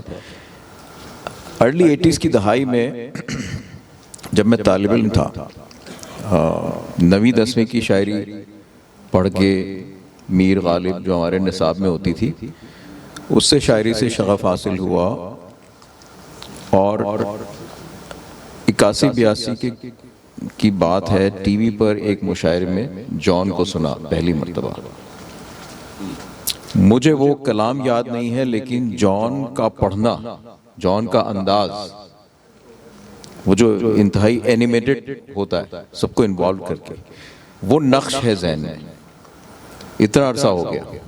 وہاں سے ہم جان کے دیوانے ہوئے اور میرا خیال ہے یہ پاکستان کا جو ادب ہے اس میں ایک طریقے سے میں کہوں گا کہ ہماری بدقسمتی ہے کہ ہم نے جان کو جان کی زندگی میں وہ مقام نہیں دیا جو وہ ڈیزرو کرتے تھے. اور ڈاکٹر افضال فردوس نے بالکل صحیح کہا کہ جان جو ہے ان کی وفات کے بعد زیادہ مشہور ہوئے. اب ان کی شاعری دل کو کیوں ہٹ ہوتی ہے جب ہم کہتے ہیں کہ وہ گفتگو کے انداز میں شاعری کرتے ہیں. جان کی شخصیت کے مختلف, ہم عام طور پہ جب جان کی بات کرتے ہیں تو جان کی شاعری ہی کے حوالے سے ہم بات کرتے ہیں نا, لیکن جان کی شخصیت کے اور بھی بہت سے پہلو تھے. جان ایک تاریخ دان تھے, انہوں نے وہ مترجم تھے, انہوں نے قدیم کتابوں کے ترجمے کیے ہیں. اب قدیم کتابوں کے ترجمے کرنے کے لیے آپ کو وہ زبانیں آنی چاہیے جو ڈاکٹر صاحب نے کہا کہ ان کو عبرانی, عربی, دیگر زبانیں ان کو آتی تھیں. اور ترجمہ کرنے کے لیے ان زبانوں کی قابلیت کے علاوہ اور مزید مطالعہ بھی کرنا ضروری ہوتا ہے. تو جان ایک تو خدائی گفٹ تھی, ایک انٹیلیکٹ تھا ان کا. شاعر جیسے سرفراز بھائی نے کہا تو دل سے شاعر ہوتا ہے, تو وہ تو جان تھے. اور ایک بہت ہی زبردست گفٹ ان کو تھی کہ جس لہجے میں جس ایموشن کو وہ جتنی آسانی سے بیان کر سکتے تھے جو ایک عام انسان کو جا کے ہٹ کرتا ہے. یہ قابلیت خدا داد تھی. لیکن جان کا جو مطالعہ تھا قدیم تاریخ کا, لٹریچر کا, جو انہوں نے پروفیشنلی ایز اے مترجم ہونے کے ناطے پڑھا, ایبزارب کیا, ڈیفینیٹلی اس مطالعے نے, اس نالج نے, اس علم نے بھی جان کو جان بنایا. تو میرا خیال ہم تھوڑی سی ناانصافی کرتے ہیں جان کے ساتھ جب ہم جان کی شخصیت کی ان پہلوؤں کو نہیں دیکھتے ہیں. ابھی آپ نے میرا خیال ہے شاید کی پیچھے وہ کتابیں ساری جو ہے نا, ہاں دیکھیے مسیح بغداد, حلاج, مطالعہ تواسین, مسائل تجرید, رسالہ حکمتی, کتاب التواسین, اسماعیلیت شام و عراق میں، اسماعیلیت یمن میں، جوہر الثقلی، یہ تمام کام کرنے کے لیے جو مطالعہ کرنا پڑتا ہے. اور میں جان بوجھ کر شاعری سے ہٹ کر اس طرف آیا ہوں تاکہ جان کی شخصیت کے اس پہلو کو اجاگر کیا جائے. لیکن اسی علم نے، اسی مطالعے نے جان کی شاعری کو بھی زیادہ بہتر کیا، دوام بخشا. تو جان تاریخ داں، جان مترجم، اور یہ تمام کام انہوں نے بڑے پروفیشنلی کیے ہیں. میں ایک بات اس حوالے سے کہہ سکتا ہوں کہ ابھی پرنس کریم کی وفات ہوئی تو ان کے حوالے سے بہت ساری مضامین اور مختلف سوشل میڈیا پہ باتیں ہوئیں. ان کی جو کاوشیں ہیں، ایک چھوٹا سا ان کا کام یہ بھی تھا کہ جو قدیم اسلامک ہسٹری کی کتابیں تھیں یا قدیم تاریخ کی جو کتابیں تھیں، جان کو ہائر کیا گیا تھا باقاعدہ اسماعیلی طریقہ ایجوکیشن بورڈ کی طرف سے ان کتابوں کا ترجمہ کرنے کے لیے، جو کسی کو نہیں معلوم. اور انہوں نے وہ کام جی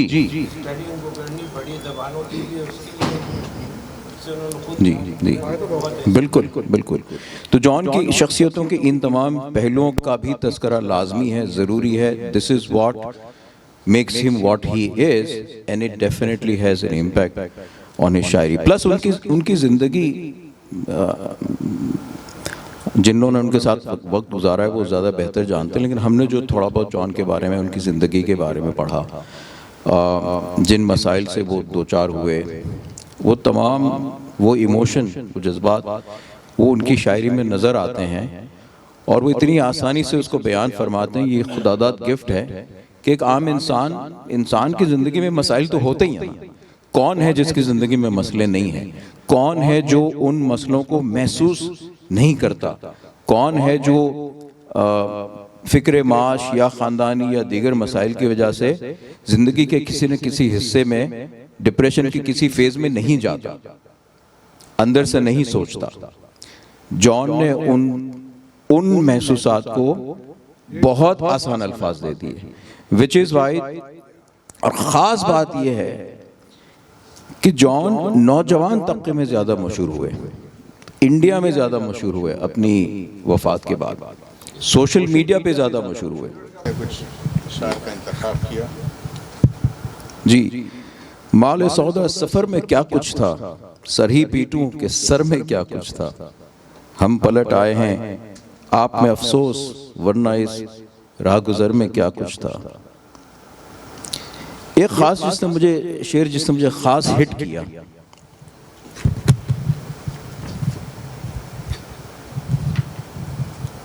خود ہی ایک در پر میں نے دستک دی، خود ہی لڑکا سا میں نکل آیا. کیا بات ہے. بنیادی طور پہ میرا سوال عارف بھائی اور آپ سے اور حیدر صاحب سے بھی ہے، آپ سے بھی ہے کہ آج کل بہت بات ہو رہی ہے اس بارے میں کہ کس کی کیا لیگیسی ہے. تو at the end of the day اگر ہم جان ایلیا کے بارے میں پڑھتے ہیں کرتے ہیں تو آپ لوگوں نے ان کی لیگیسی کو ان 3 یا 4 کتابوں میں کنکلوڈ کیا ہے کہ یہ ہے. لیکن جیسا کہ آپ نے بتایا کہ وہ ایک بہت اچھے مینٹور تھے، جیسا کہ ابھی عارف بھائی بتا رہے تھے کہ وہ لوگوں کو بتاتے تھے، لیڈ کرتے تھے، جاتے تھے، یعنی لیڈر تھے ان اے وے.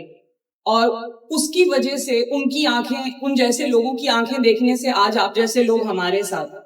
تو آپ لوگ اس کو کیسے ٹرانسفر کر رہے ہیں؟ کیونکہ جو ادبی سین ہے اور جو بالخصوص جو عبد صاحب فرما رہے تھے ابھی کہ جو مشاعروں کا کلچر ہو چکا ہے وہ کس قدر مایوس کن ہے، آپ کے لیے ہے، ہمارے جیسے لوگوں کے لیے بھی ہے. ہم نے تو ویڈیو کیسٹس پہ مشاعرے دیکھنے شروع کیے تھے. تو how can you as a community of I think artists and literary figures can attempt to change that at any level. کیا کوئی ایسی بات ہو سکتی ہے کہ آپ جیسے لوگ جو سینئر ہیں، جنہوں نے ان لوگوں سے استفادہ کیا ہے، جو اتنا جانتے ہیں اور اتنے سیکیور ہیں اپنے آرٹ میں، وہ اس چیز کو آگے بڑھائیں اور کوئی خوبصورت شکل پیدا ہو, ہمارے کلچر کی جو اتنی بدنما ہو چکی ہے کہ اس سے بچے دور بھاگتے ہیں. دیکھیے آپ کا یہ جو کامنٹ ہے بہت اچھا ہے, اور ہم لوگ عمل سے اپنا وقت دے کے ان کی جو غیر مطبوعہ ان کی تو کتابیں ہیں, ان کا کلام, ان کے خیالات, احساسات آپ سب تک پہنچا کے, جتنے بھی لوگ یہاں بیٹھے ہیں, عارف بھائی رات 2 بجے تک جاگ رہے تھے, اور سرفراز بھائی, ان کا یہاں ہونا اس بات کا ثبوت ہے کہ جان بھائی جو ہیں ان کا کیا مقام ہے ان کی نظروں میں. یہ بذات خود بہت بڑے لوگ ہیں جنہیں بلایا جاتا ہے پورے نارتھ امریکہ میں, اور ان کا آدھا گھنٹہ جو ہے اس کی بڑی قیمت ہے. لیکن نہیں, قیمت بھی ہے صاحب, خالی قدر نہیں ہے. لفظ میں نے صحیح استعمال کیا, قیمت بھی ہے اور قدر بھی ہے, کیونکہ یہاں پہ تو یہ تو جان بھائی کے نام پہ آئے ہیں. ایک دفعہ کیا نام, ارے انہوں نے کہا ہم آئیں گے, بالکل. تو یہ سلسلے جو ہیں نا, دیکھیے اس کا کوئی فارمولا نہیں ہے کہ یہ جو ہو رہا ہے آپ کے سامنے, جو جوش صاحب کا غیر مطبوعہ کلام آیا, یا جو ابھی ان سے تاریخی بات ہوگی سرفراز بھائی سے رسائی ادب پہ, اور وہ ریکارڈنگ ہوگی اس کی, وہ اگلی نسلوں کے لیے ہے کہ کن مراحل سے گزر کے کیسے بالکل. اور اس پہ ہی بات ہوتی, اتنا خالی تھا اندروں میرا, اتنا خالی تھا اندروں میرا, کچھ دنوں تو خدا رہا مجھ میں. یہ ایک طرح سے جواب بھی ہے آپ کی بات کا. تو اب جی ہم نے خدا کا رد لکھا, نفی بنفی لا بلا. یہ مائکروفون لے لیجئے. ہم نے خدا کا رد لکھا, نفی بنفی لا بلا, ہمیں خدا گزیدگاں تم پہ گھرا گزر گئے. کیا کہنے. اب خدا گزیدگاں کہنا اور قتل نہ ہونا بڑی بات ہے. بالکل. زاہدہ ہنا کے بارے میں بھی ضرور کچھ. ہم گئے تھے, دیکھیے ان کا دفتر جو ہے انجمن ترقی اردو کا جو بلڈنگ ہے, اس میں ان کی تختی لگی ہوئی ہے, اور اس کی پہلی غزل جو ہے کیونکہ اس کا ایک شعر ہم, کیونکہ وہاں وہ نہیں تھیں, تو انہیں سلام دعا کر کے اور اس دروازے کے نیچے ہم نے ڈال دیا جی, کہ خود کو کہاں سموں میں اپنے حساب میں, تجھ کو کہاں سموں میں اپنے حساب میں, ہے یوں کہ خود کو خود سے جدا لکھ رہا ہوں میں. تو یہ تیسرا شعر ہے اس غزل کا. تو ہم چھوڑ آئے تھے, جواب کا انتظار ہے ان کے, تو انشاءاللہ ملاقات ہوگی, ان کے بچوں سے رابطہ ہے. شاید قبل از وقت ہو, اقبال حیدر صاحب نے بہت بڑا کام کیا ہے. جوش ملی آبادی پر انہوں نے ایک ڈاکیومنٹری فلم بنائی ہے, جو پچھلے سال یا کچھ 1.5 سال قبل یا ہیوسٹن میں جو ہے وہ دکھائی بھی گئی تھی. باسی صاحب نے پروگرام ارینج کیا تھا. پچھلی بار جب ہم نے جان پہ نشست کی تھی, تو اس کے بعد سے میرے اور عدیل صاحب کے درمیان جان کی زندگی پر ایک ڈاکیومنٹری بنانے کے حوالے سے ڈسکشن چلتا رہا ہے, اور اس پہ تھوڑا سا کام بھی پاکستان میں کیا گیا ہے. اور اس مرتبہ اقبال حیدر صاحب آئے, ان کا اپنا بھی یہ خیال تھا کہ وہ جوش کے بعد جان کے اوپر ایک ڈاکیومنٹ بنانا چاہ رہے ہیں. تو ممکن ہے کہ اب اس پہ جو ہے وہ زیادہ اقبال حیدر صاحب کی رہنمائی اور سپورٹ بھی شامل رہے, تو ممکن ہے کہ ہم ایک ڈاکیومنٹری فلم جان کے بارے میں بنا سکیں آئندہ چند مہینوں میں. تو یہ کاوشیں اپنے, اس کا پی ایچ سے کوئی تعلق نہیں ہے, یہ انفرادی کوششیں ہیں, لیکن یہ جان کو خراج دینے کا ایک طریقہ ہے, ان کو زندہ رکھنے کا ایک طریقہ ہے.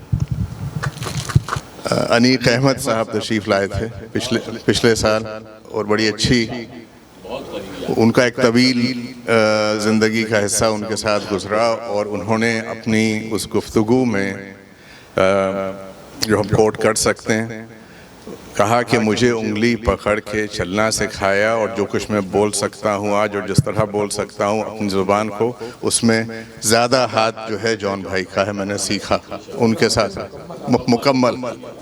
میں نے جان بھائی کو یہاں آنے کی دعوت دی, وہ اس وقت نہیں آ سکتے تھے, لیکن اس کے بعد کے ٹرپ پہ وہ آئے, اور پھر جون بھائی سے میں نے خود پوچھا کہ میں آپ کے ٹکٹ کا دورانیہ بڑھا لوں کچھ، کیونکہ میں چاہتا تھا ہمیشہ آخری مشاعرہ کیلگری میں ہو، تاکہ جن لوگوں کو میں روکنا چاہوں کچھ دن تو وہ رک سکیں میرے پاس. جیسے موتی نحسان صاحب آئے تھے، کیا نفیس انسان ہے، کتنے اچھے شاعر، کتنے اچھے مفکر اور بہترین آدمی. اور ان کی بیوی کے ساتھ جو ان کا برتاؤ تھا وہ بہت کم شاعروں کا اپنی بیویوں کے ساتھ ہوتا ہے.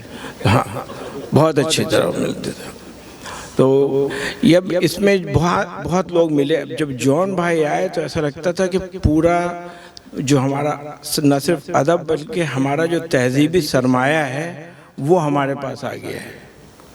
جون بھائی جب، حالانکہ میں اس زمانے میں جاب کرتا تھا، صبح جانا ہوتا تھا، لیکن کتنی بار وہ مجھ سے کہتے تھے یا میری بیوی سے کہتے تھے کہ تو چلی جائیے اور یہ یہیں بیٹھے گا.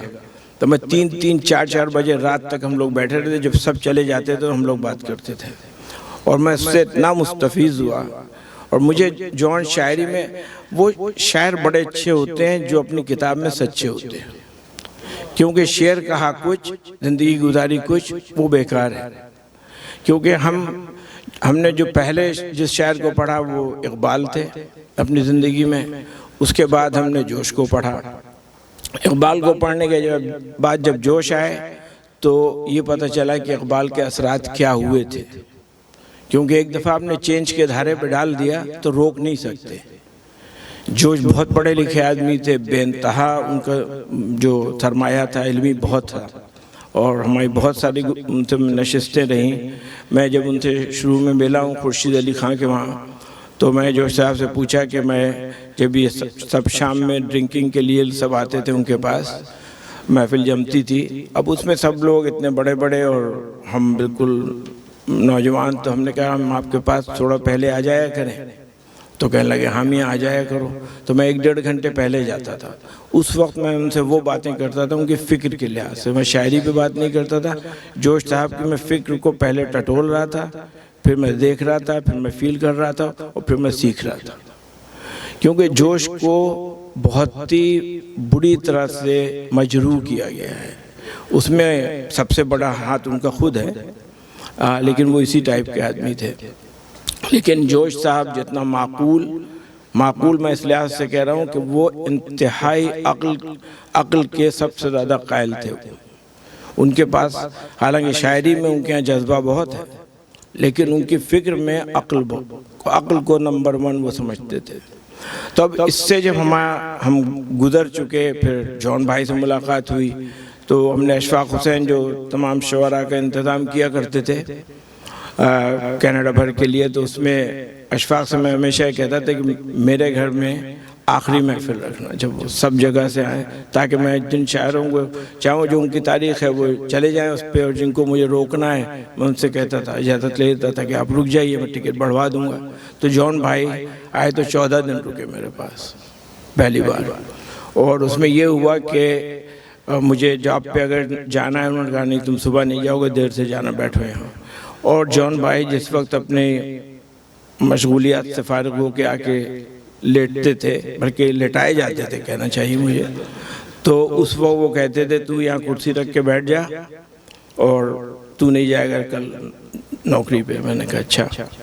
اور اس وقت مجھے بہت ہی ملال ہے اس بات کا کہ مجھے اس وقت کیوں نہیں خیال آیا، یا میری بیوی کو جو ہر چیز میں میرے ساتھ رہتی تھی، کہ ٹیپ کر لیں، ایک بس آپ ٹیپ رکھ دیں جون بھائی بول رہے ہیں. ایسا لگتا تھا کہ میں اپنے مطلب کراچی کی بات کر رہا ہوں تو تھوڑا جذباتی ہو جاؤں گا، کہ کراچی کی ساحل پہ بیٹھا ہوں اور جون بھائی تھے اس سمندر کی موج جو آتی تھی اور جاتی تھی اور آتی تھی اور جاتی تھی.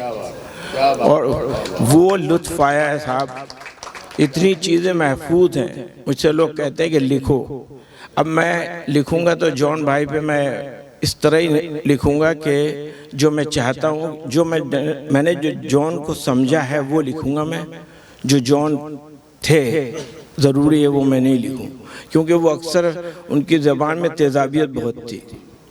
تو اب یہ ہے کہ کسی آدمی کا نام لیا، انہوں نے اس کے اوپر ایک مقالہ پڑھ دیا اسی وقت کہ وہ تو ایسا ہے، وہ تو ویسا ہے، وہ تو یوں ہے، تعریف بھی بہت کرتے تھے.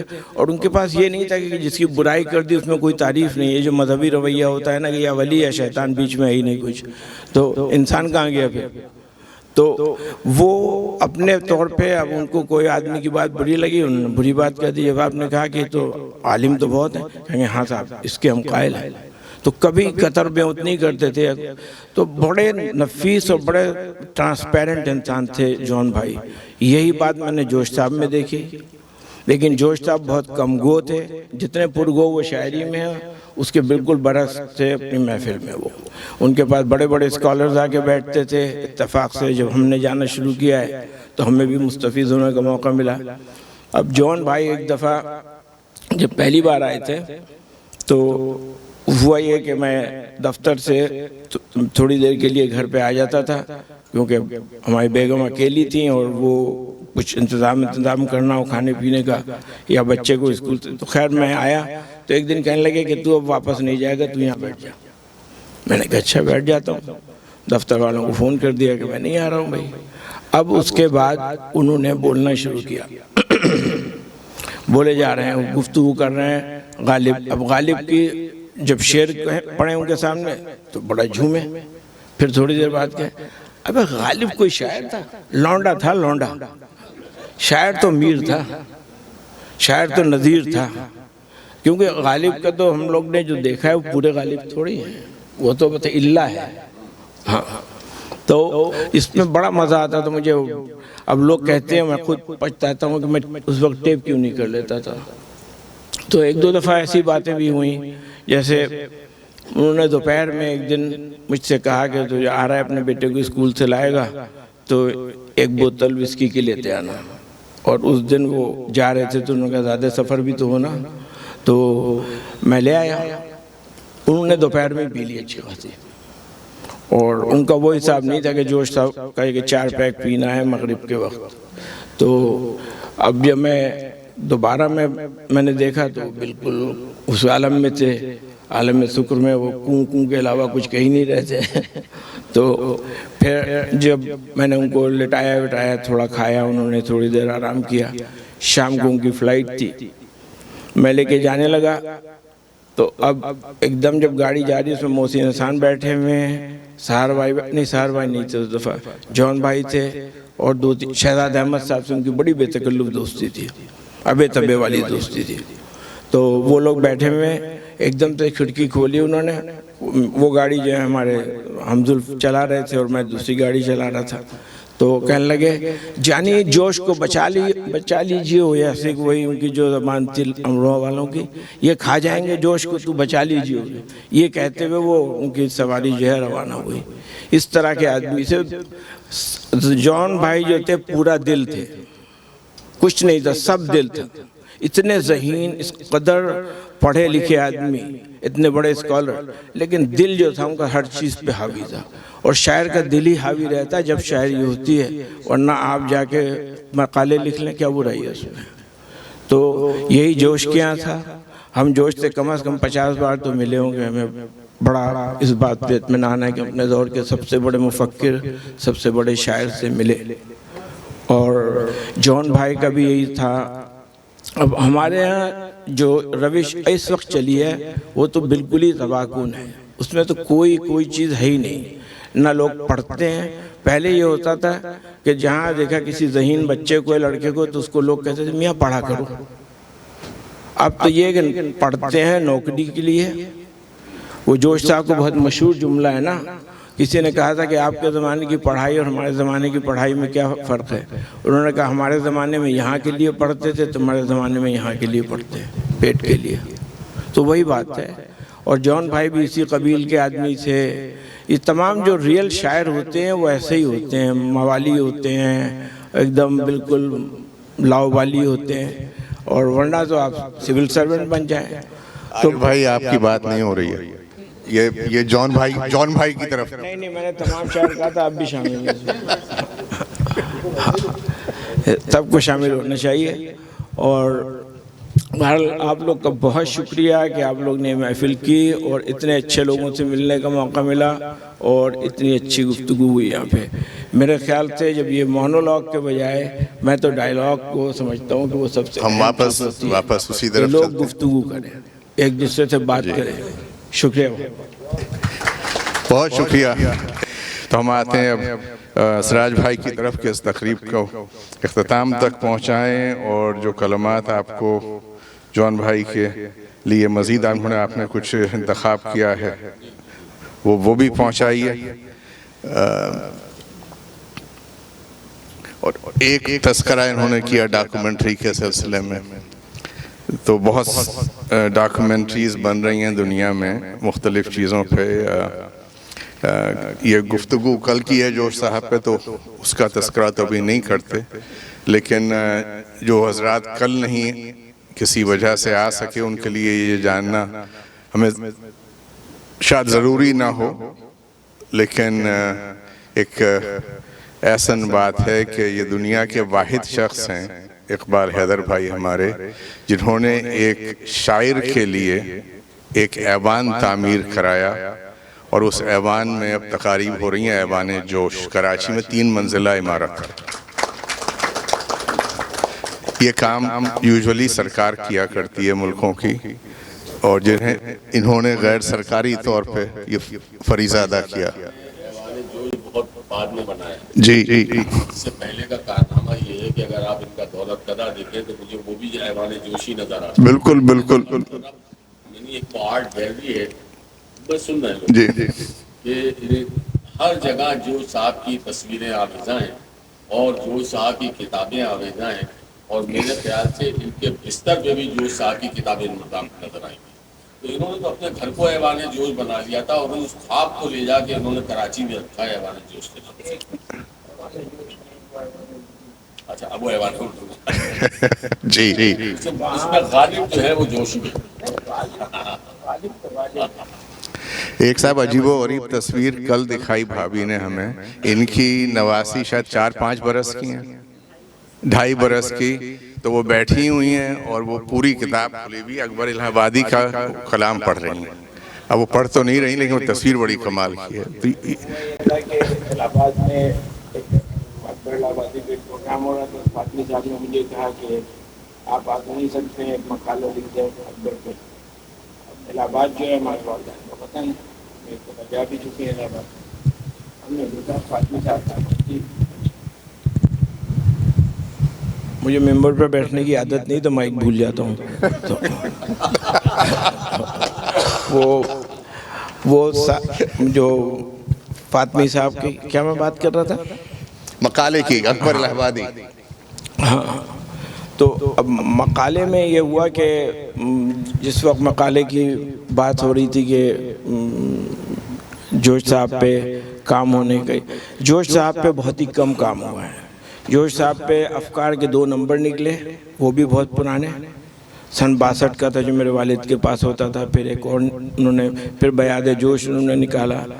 اب ایک تو لوگوں کے پاس وقت نہیں ہے شاعری کا, ان کو وہ والی شاعری اچھی لگتی ہے کہ جلدی سے سمجھ میں آ جائے, اور وہی مطلب وہ جو پچھلے والے شاعر کا تھا, تو وہ کہتے ہیں وہ اچھا ہے. ہاں, یہ نئی نئی باتیں کیا کر رہے ہیں, تو یہ بہت بڑا ایک عیب ہو گیا ہے. اور مشاعروں کے عام ہونے سے اردو بہت عام ہوئی, لیکن شاعری بہت ہی بے آرام ہوئی. شاعری بے انتہا مجروح ہو رہی ہے, اور لوگ, ہر آدمی شاعری کرتا ہے. اب اور پھر اس میں یہ ہے کہ ہمارے ہاں جو چیزیں ہیں وہ یہ نہیں دیکھنا ہے کہ ادب کا ایک تقاضا ہوتا ہے, ادب کا ایک فرض ہے, ایک فریضہ ہے, بلکہ کہ ادب جو ہے وہ عقل, فہم اور دانش سے ضرور گفتگو کرے اور اس سے متعلق رہے. ادب اگر اس سے کٹ گیا ہے تو وہ ادب نہیں ہے, وہ کوئی اور چیز ہے. اور یہ جو ہم لوگ سنتے ہیں شاعری کے نام پہ, وہ بیشتر اوقات کوئی اور چیز ہوتی ہے. تو اس لیے نثری ادب میں خاصے لوگ دلچسپی لینے لگے, کیونکہ نثری ادب جو ہے اس میں اچھا خاصا میٹر آ رہا ہے. اب جس شہر میں بھی جائیں تو 2-4 ایسے شاعر ہوتے ہیں جو واقعی شاعر ہوتے ہیں, باقی متشاعر ہوتے ہیں. ہاں, اور متشاعر جو ہیں وہ بہت شوق سے سنے جاتے ہیں, شاعر جو ہیں بہت کم کہ بھئی یہ کیا ہے، سنجیدہ بات کیوں کر رہے ہیں. تو ہمیں اردو کو اس طرف سے موڑنا ہے. ہمیں اردو کو وہ زبان بنانی ہے جو ہم جب پیدا ہوئے تھے، جو پاکستان کی پہلی نسل ہے اس میں ہم پیدا ہوئے ہیں. اور ہم نے اپنے دیکھتے دیکھتے دیکھا کتابوں کا شوق ختم ہو گیا لوگوں کو. کتاب کوئی نہیں پڑھتا، وہ کمپیوٹر پہ پٹ کیا، کچھ معلوم کر لیا. تو آپ کے پاس نالج نہیں ہے، آپ کے پاس معلومات ہیں. اور معلومات کو، نالج کو، معلومات کو ریپلیس کرنے میں معلومات کو ایک زمانہ لگا. ہم چاہتے ہیں کہ واپس نالج کی طرف جانے میں ہمیں زمانہ نہ لگے. ہم کمپیوٹر کا فائدہ اٹھاتے ہوئے اس سے جلدی اس کو، اور اس میں یہ مشاعروں کا بہت بڑا ایک عمل ہے جو اس سے نقصان ہوا. یہاں پہ لوگ جو ہیں اردو کے یا کسی بھی زبان کے، وہ سب سے پہلے سمجھتے ہیں کہ مشاعرہ کرا لو. مشاعرے اور یہاں کے جو مشاعرے ہوتے ہیں وہ تقریباً ادب کی کچی پہلی ہوتی ہے یا پہلی دوسری جماعت.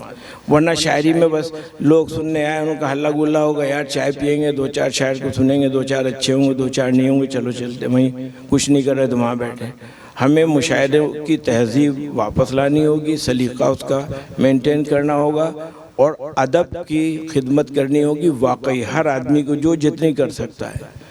کوئی زبان مٹنے والی نہیں ہوتی. اردو زبان تو مٹ ہی نہیں سکتی، کیونکہ انگریزی کے علاوہ سب سے جو فعال زبان ہے اس وقت، جو سب سے زیادہ سمجھی جاتی ہے، وہ اردو ہے.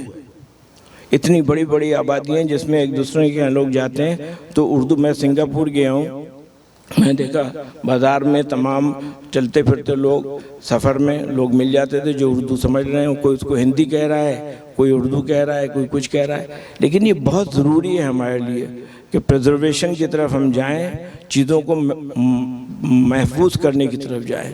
ہم لوگ یہ جو ذرا سی دیر کی شاعری کر کے اور شعر سنا کے اور اس پہ جھوم کے اور داد لے کے اور داد دے کے خوش ہو جاتے ہیں، اس سے کچھ یہ جاری رہے، یہ بھی، لیکن تعیش بھی تو جاری رہنا چاہیے نا. لیکن جو اقبال بھائی کے لیے بھرپور تالیاں بجا دیجئے. اور ہمارے خیال میں تزئین میں بھی آپ نے جو سوال، آپ کے جو کامنٹ تھے، اس کا بھرپور جواب اقبال بھائی نے. میں جملہ کمپلیٹ کر لوں. نہیں بالکل بالکل. تعیش بھی جاری رہنا چاہیے لیکن تفکر کے ساتھ. جن لوگوں نے تفکر کے ساتھ عیش کیا ہے انہی کا ہم کھا رہے ہیں آج تک، چاہے وہ جوش ہوں، چاہے اقبال ہوں، چاہے میر ہوں. ہاں، اور اگر آپ نے الگ الگ کیا تو پھر آپ کے یہاں شاعری میں بھی وہابیت آ گئی.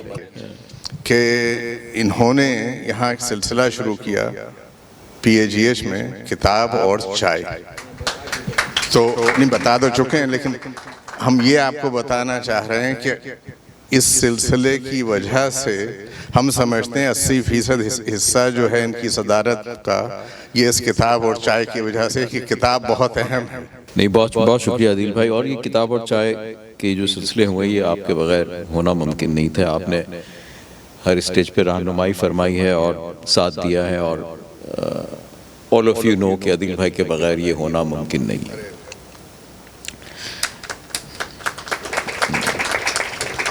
خوشی اس بات کی ہے کہ ایٹ لیسٹ کتاب اور چائے کے حوالے سے دیکھیے، تقریباً اتنے ہی لوگ ہوتے ہیں، شاید 10-15 لوگ زیادہ ہوتے ہوں گے، 100-80، یہی ہمارا نیوکلس ہے کتاب اور چائے کا. لیکن اس کے باوجود جبکہ ہیوسٹن میں کوئی 50,000 کے قریب پاکستانی ہیں ایک اندازے کے مطابق، کبھی کوئی سروے تو نہیں ہوا، بٹ کیوں ایک چھوٹے نیوکلس کے باوجود یہ سلسلہ اتنا کامیاب ہوا؟ وجہ اس کی صرف یہی ہے کہ آئی تھنک اس کمیونٹی میں ایک تشنگی تھی اس قسم کے ڈسکشن کی. ہم فیل کرتے ہیں کہ ایک اچھا ذوق والا ادبی انٹلیکچول ڈسکشن گھنٹے 2 گھنٹے ہمارے اچھے گزر جاتے ہیں، اور مشروب پہ چائے کے علاوہ کوئی ممانعت تو نہیں ہے. ہم ایک آزاد ملک میں رہتے ہیں، لیکن آئی تھنک ہمارا کلچر چائے والا ہی ہے.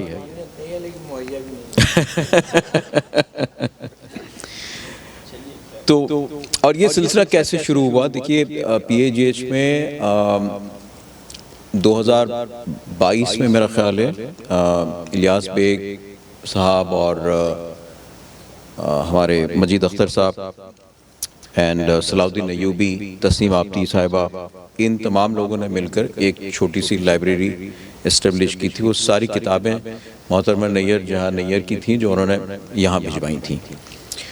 اور 2023 کی ری ماڈلنگ میں ان کتابوں کو تھوڑا سا ڈیمیج ہوا تھا، اس کو پریزرو کرنے کے لیے اور کتاب کو پروموٹ، کسی نے ایک جملہ کہا تھا کہ اس کی کیا اہمیت ہے کتابوں کی، کتابیں کون پڑھتا ہے. اور یہ ایک جملہ جو ہے یہ موٹیویشن بنا کتاب اور چائے کی کہ آپ کتاب کو پروموٹ کریں گے، لائبریری کو پروموٹ کریں گے تو کتاب لوگ پڑھیں گے. آپ کتاب کا ذکر کریں گے، کتاب کو اہمیت دیں گے تو لوگ کتابیں پڑھیں گے. اور وہاں سے یہ کتاب اور چائے کا سلسلہ شروع ہوا. چونکہ ہم بات جان کی کتاب کی کر رہے ہیں، 2 روز پہلے یہ تقریباً ضد کر کے عدیل بھائی سے یہ کتاب میں نے لی اور تھوڑا وقت نکال کے میں اس کو پڑھتا رہا.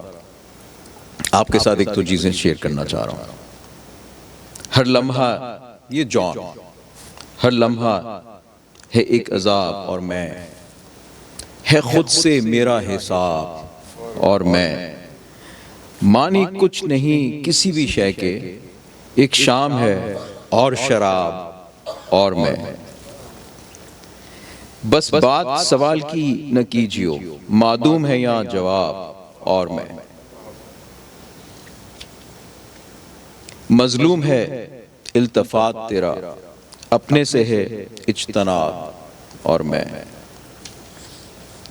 بہت کچھ پڑھنے کو ہے، اب تو کوئی حال ہی نہیں ہے، ہو بھی تو خیال ہی نہیں ہے، وہ مست جواب ہے تو ہوگا یا لب پہ سوال ہی نہیں ہے،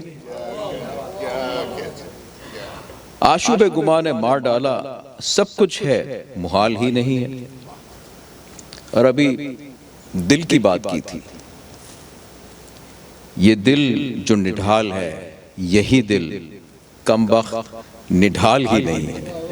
کیا بات ہے، کیا بات، کم بخت نڈھال ہی نہیں. میں آپ تمام لوگوں کو بہت مشکور ہوں، آپ ساتھ دیتے ہیں، آئیں جان پر بات کرنے کے لیے آئے، دوسرے لوگوں پر بات کرنے کے لیے آتے ہیں. جو کام اس لڑکے نے کیا ہے خالد وہ ایوان جوش دربار بھی آپ بنائے ہیں، ایوان جون بنا دیں وہ نہیں ہوگا. یہ تو سب چیزیں دیمک کے نظر ہو جاتی ہیں جہاں رکھی ہوئی تھی. بالکل بالکل، ہاں نکلوایا ہے خوشامد کر کے، دھونس دے کے، کچھ پیسے دے کے، وہ اسی لڑکے کا کام تھا. میں اتنا احسان مند، میں سمجھتا ہوں پوری اردو برادری جو ہے اس کو احسان مند ہونا چاہیے کہ جون کا اصل تعارف کیونکہ مرنے کے بعد بالکل بالکل بالکل. خالد انصاری صاحب کا، آپ جا کے جون ایلیا کا نام لیجیے، لوگ سکتے ہیں حضرت جون. جی بالکل. خالد انصاری صاحب کا اردو ادب پہ احسان ہے ان کا کہ انہوں نے جون کو جو ہے وہ اس طرح سے زندہ رکھا. جون کسی ایک بات کے حق میں بھی بات کر سکتے تھے اور اس کی مخالفت میں بھی. یہ ریشنلائزیشن، یہ منطق، یہ ذہانت، یہ خداداد ہوتی ہے کہ آپ کسی بھی بات کے دونوں پہلوؤں کو سمجھ کے اس کی طرف بات کر سکتے ہیں. بہرحال باتیں تو بہت ہوں گی. تمام لوگوں کا بہت شکریہ. کسی کو اگر میں بھول گیا تو اس کی معذرت. اپنا تعاون ساتھ رکھیے. آئیے ہم سب مل کر PAGH کو اس مقام سے کہیں زیادہ اعلیٰ مقام پہ لے کے جائیں. Thank you.